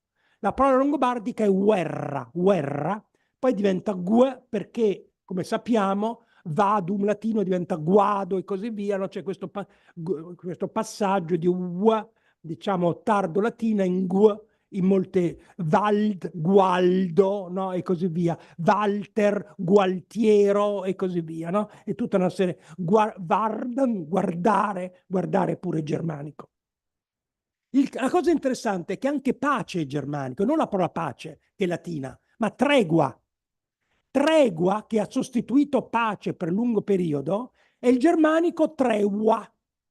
Ciò che oggigiorno in tedesco è Treue, fedeltà, e che in inglese è true, vero. Quindi la tregua era un accordo veritiero perché ci si impegnava, appunto, era importante, a sospendere la guerra. Pace verrà reintrodotto con il cristianesimo, era la Pax Christi, attenzione, non era una Pax giuridica, era una Pax cristiana, tipo la Pax Augustea in qualche modo, d'accordo? Quindi verrà introdotto e Pax è rimasto a lungo soltanto come bacio, osculum pacis, il bacio che ci si dava durante le cerimonie sacre, quella che oggi è la banale stretta di mano, insomma, la laicizzata stretta di mano, peggio ancora l'inchino col capo, molto, diciamo, reale ma molto poco cristiano. Invece nel cristianesimo era l'osculum pacis, che peraltro la Chiesa ortodossa ancora conserva pienamente, perché ancora oggi ci si dà l'osculum, realmente ci si dà l'osculum.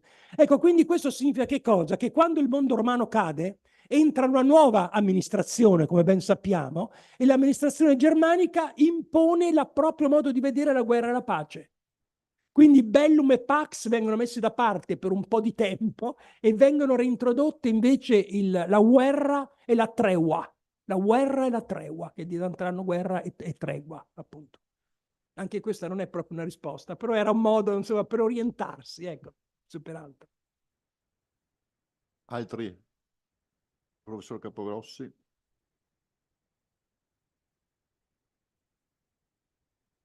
Ma io più che una domanda è maturata in me una prospettiva, sia sentendo le relazioni di questa mattina, ma ripensando anche a quanto ci hanno detto ieri, soprattutto le due Paole, cioè che in fondo un paradigma che non è una parola che non è emersa fino adesso, ma che secondo me forse è il punto di vista che è maturato attraverso questa rilettura multifocale di De Francisci, è un'interpretazione dei processi, dei fenomeni studiati sotto il profilo del processo.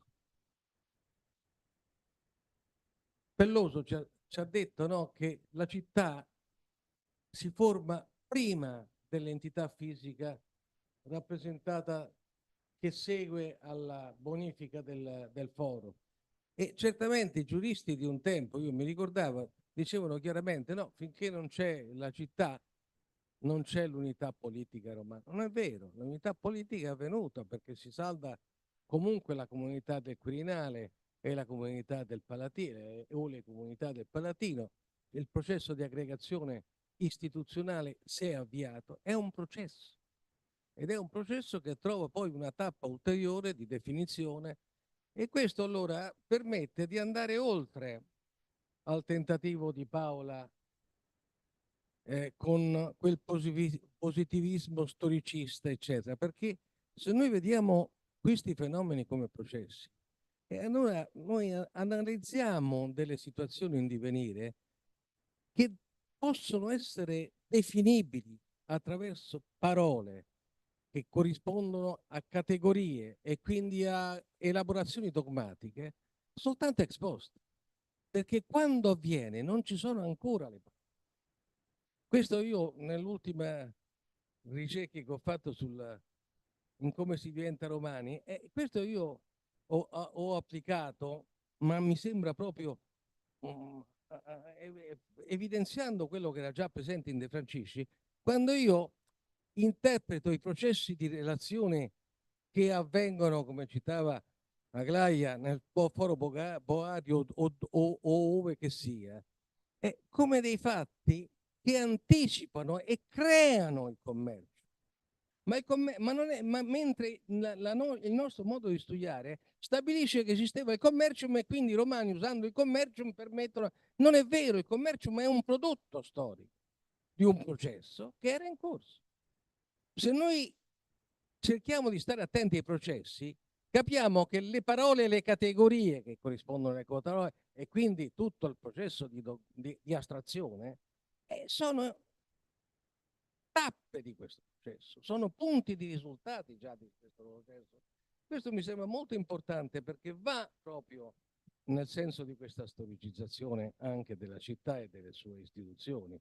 E questo riguarda essenzialmente proprio il cambiamento di senso dei mores, come ci ha detto così bene Bettini prima. Grazie. Fulvio Cortese. Sì, no, io non volevo tentare una risposta alla domanda perché giustamente credo sia molto difficile rispondere, però un dato che io stesso ho appreso e che non conoscevo e che in parte riflette ciò che ci è stato detto sul rapporto tra russi e ucraini nel loro rispettivo modo di guardarsi, però la ragione della definizione di operazione militare speciale in luogo di guerra retoricamente risponde a quella visione, ma c'è un escamotage, serve a evitare la mobilitazione generale, perché in Russia la dichiarazione di guerra comporta la mobilitazione generale, mentre chiamarla diversamente consente il reclutamento tramite bando, cosa che è stata fatta in questo caso. Quindi come dire, abbiamo la conferma che c'è un escamotage che ci porta ad applicare alcune regole anziché altre. Quindi tutto sommato, se possiamo trovare un legame tra quello che abbiamo detto oggi e queste esperienze drammatiche a noi così vicine, almeno nel tempo che stiamo vivendo, è un po' questo, no? Poi c'è una strumentalizzazione. L'escamotage è cercato perché la mobilitazione generale porterebbe un grande problema di consenso. Questo è il problema. Grazie. Una Fulvio. qualificazione giuridica utile, appunto, che sovverte la realtà quando necessario. Altri?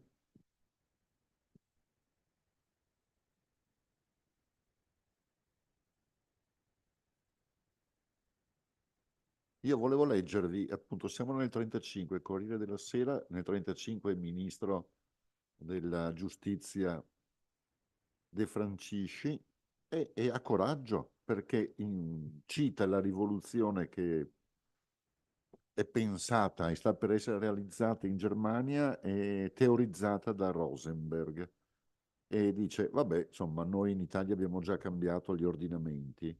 Si tratta, come ognuno vede, di verità molto semplici, che ci vuole la rivoluzione e che bisogna cambiare gli apparati interni, anche normativi, che possono essere affermate senza darsi l'aria di aver fatto delle scoperte, che il fascismo ha tradotto da tempo in realtà, sottoponendo ad una trasformazione spesso radicale agli ordinamenti giuridici dello Stato italiano. Il nazionalsocialismo si trova ora di fronte allo stesso problema e quindi insomma, no, registra un punto in avanti dell'Italia sulla Germania. Ma fa meraviglia, questo a me fa meraviglia.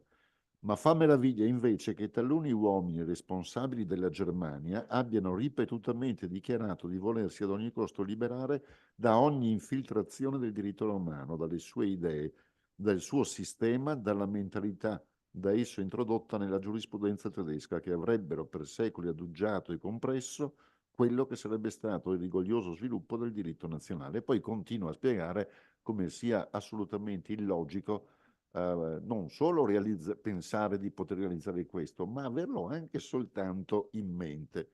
E cita in una rapida carrellata, non leggo certo tutto l'articolo, ma insomma da Cesare direi in poi, perché si è insediata nella Germania una mentalità giuridica strettamente romana, e dice ma perfino i Grimm e i germanisti della scuola storica non sono stato i germanisti non sono stati poi diabolicamente avversari del diritto romano, e quindi insomma rintuzza ogni proposta in questo senso, ma con insomma dall'alto anche della sua carica, penso. Non si firma ministro, però si firma De Francisci.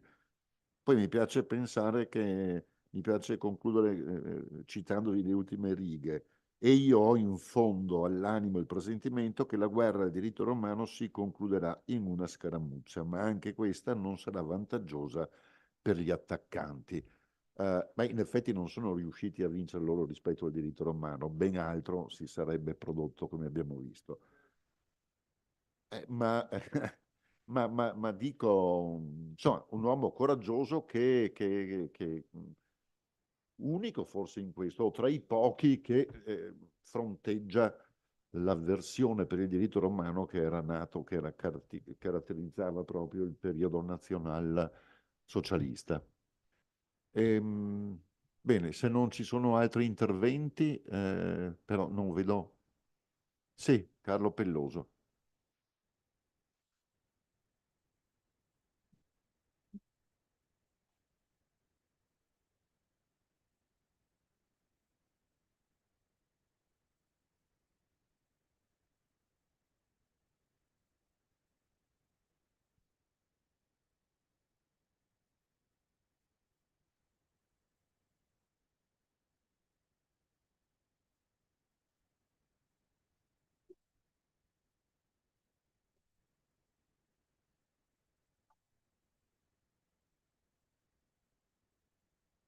Byung-Chul Han, che tratta l'età dei consumi, l'età dell'oggi come l'età della morte dei riti e tra le varie ipotesi di deritualizzazione prende in considerazione anche l'ipotesi della guerra. La deritualizzazione, secondo Byung-Chul Han, è anche la morte del rapporto con l'altro, perché il rito, tutt'altro che una forma puramente sterile, ma sempre riempito di contenuti, permette di valorizzare l'altro e di valorizzare la cosa. Se l'età è puramente consumistica, invece non si ha rispetto né della cosa né dell'altro. Il passaggio dalla guerra ritualizzata con la indictio belli e il passaggio dalla guerra campale alla guerra con i droni, alla guerra con i missili, dice Byung-Chul Han, è la morte stessa dell'idea come della guerra del bellum come un ludus, come un gioco, ovviamente un gioco serio, un agone. Quindi c'è una diversità epocale, c'è direi un dissidio completo tra l'idea ritualizzata della guerra, ma che è anche rispetto dell'altro e valorizzazione dell'altro, l'essere pros heteron in senso buono e in senso cattivo di Aristotele rispetto alla guerra disumanizzata, demonizzata, che è determinata dalla morte del rito, che comporta appunto anche la deumanizzazione del nemico, perché non è più materializzato, non è più in rapporto rituale. Vado poi sempre a procedere in senso anti-aristotelico, quindi dalla fine verso l'inizio, e mi ricollego alla bellissima relazione del professor Poli con una domanda. Ci sono due parole del lessico giuridico latino che mi hanno sempre intrigato, mancipium e pignus. Perché? Perché mancipium indica al contempo l'atto attraverso il quale si costituisce un potere, l'oggetto materiale sul quale il potere è costituito, ma anche ovviamente il potere stesso. E pensate anche allo stesso pignus, indica l'atto, il contratto attraverso il quale si costituisce un diritto, il diritto stesso e la cosa oggetto del diritto. Pensate oggi se l'espressione, il lemma compravendita venisse utilizzato per indicare il contratto, per indicare il potere che si costituisce a seguito del contratto, ma anche quello che oggi noi indichiamo con la merce, tutte con la stessa parola, compravendita, pensate questo. Ecco, nel suo schema, secondo lei, questo astratto, concreto, sia in senso attuale, sia in senso di potere, è un'evoluzione o proprio per il potere immaginifico delle parole e del gesto è un tutto compreso? Cioè, sin dai principi, Pignus e Mancipium indicavano tutte queste realtà all'unisono, non c'è un prima e un dopo? Questa è la mia domanda. Vado poi con l'ultima mia domanda per il professor Bettini, per spunto sicuramente interessantissimo, perché ha toccato secondo me un interesse mio personale, ma credo anche di molti altri, circa il rapporto tra ciò che è mos e ciò che è consuetudo. Spesso si rapportano questi due termini in senso di species a genus o di genus a specie, cosa che secondo me invece non è assolutamente, al più c'è un rapporto di derivazione. Basti pensare alla definizione che dà Festo di mos. Il mos è memoria patrum, il mos è un institutum che non ha nulla a che vedere con l'usus comprobatus e con l'adiuturnitas. Quella è la consuetudine. Certo, sono due forme di diritto o di ordine non scritto, cioè sia l'uno che l'altro sono caratterizzate dalla non scrittura, standardized oral forms, per dirla alla Goody. C'è un passo che secondo me dovrebbe corroborare anche quella stessa visione che ha Varrone e che lei ha sottolineato, che sono i primi passaggi della parafrasi di Teofilo alle istituzioni di Gaio. E in tutti quei passi in cui Gaio contrappone leges a Mores, Teofilo non traduce mai con nomoi e FA o F, traduce sempre con nomoi engrafoi e nomoi agrafoi, dove non c'è nessun riferimento quando si parla di Mos alla consuetudine. E tra gli esempi che fa, in contrapposizione, e qui ovviamente non cita Gaio, ma va oltre Gaio, di nomos agrafos, in contrapposizione al nomos gegramenos o nomos engrafos, contrappone Atene a Sparta, e Sparta, lo sappiamo benissimo, con la Retra aveva un diritto che era di mores, di mos, un institutum patrum verbale, orale, ma non certo consuetudinario. Che rapporto c'è, secondo lei, in Varrone tra mos e consuetudo? Io credo di derivazione, cioè l'una presuppone l'altro, ma non di specie sa genus. Sono entrambe ius ex non scripto, nomos agrafos, ma non certo si possono identificare l'uno con l'altro. E poi ultima cosa, poi mi concludo. Sono già 3 relazioni. Ah sì, sì, ma mi sto condensando. Il professor Capogrossi ha usato una parola che mi piace tantissimo, che è quella di processo di sviluppo. Nelle variazioni, proprio contro gli attacchi evoluzionisti di Catalano, De Francisci dice: sì, si è trattato del passaggio tra il Ductor e il Rex, di un'evoluzione, anzi, perdonatemi, di uno sviluppo. Ma in certi versi ha ragione, perché se pensiamo al Tyrannus non c'è nessuna evoluzione, c'è una involuzione, perché si ritorna al modello del Ductor quando c'è una parentesi intermedia, che è quella della monarchia latino-sabina, dove invece abbiamo un Rex inaugurato. Nessuna evoluzione, ma invece uno sviluppo che può essere anche involuzione e retrodatazione. Grazie, scusate. Partiamo dal professor Bettini, andiamo a ritroso secondo l'ordine anti-aristotelico. Io ho pochissimo da osservare, se non che Carlo ha assolutamente ragione. C'è una differenza radicale tra mos e consuetudo, perché mos non è, come dire, non dura nel tempo necessariamente. Il mos può essere una caratteristica individuale, può essere anche momentaneo. C'è un esempio interessante di una volta di Cesare che salì su una lettiga e cadde. Allora, da quel momento in poi, lui, prima di salire sulla lettiga, faceva un determinato scongiuro.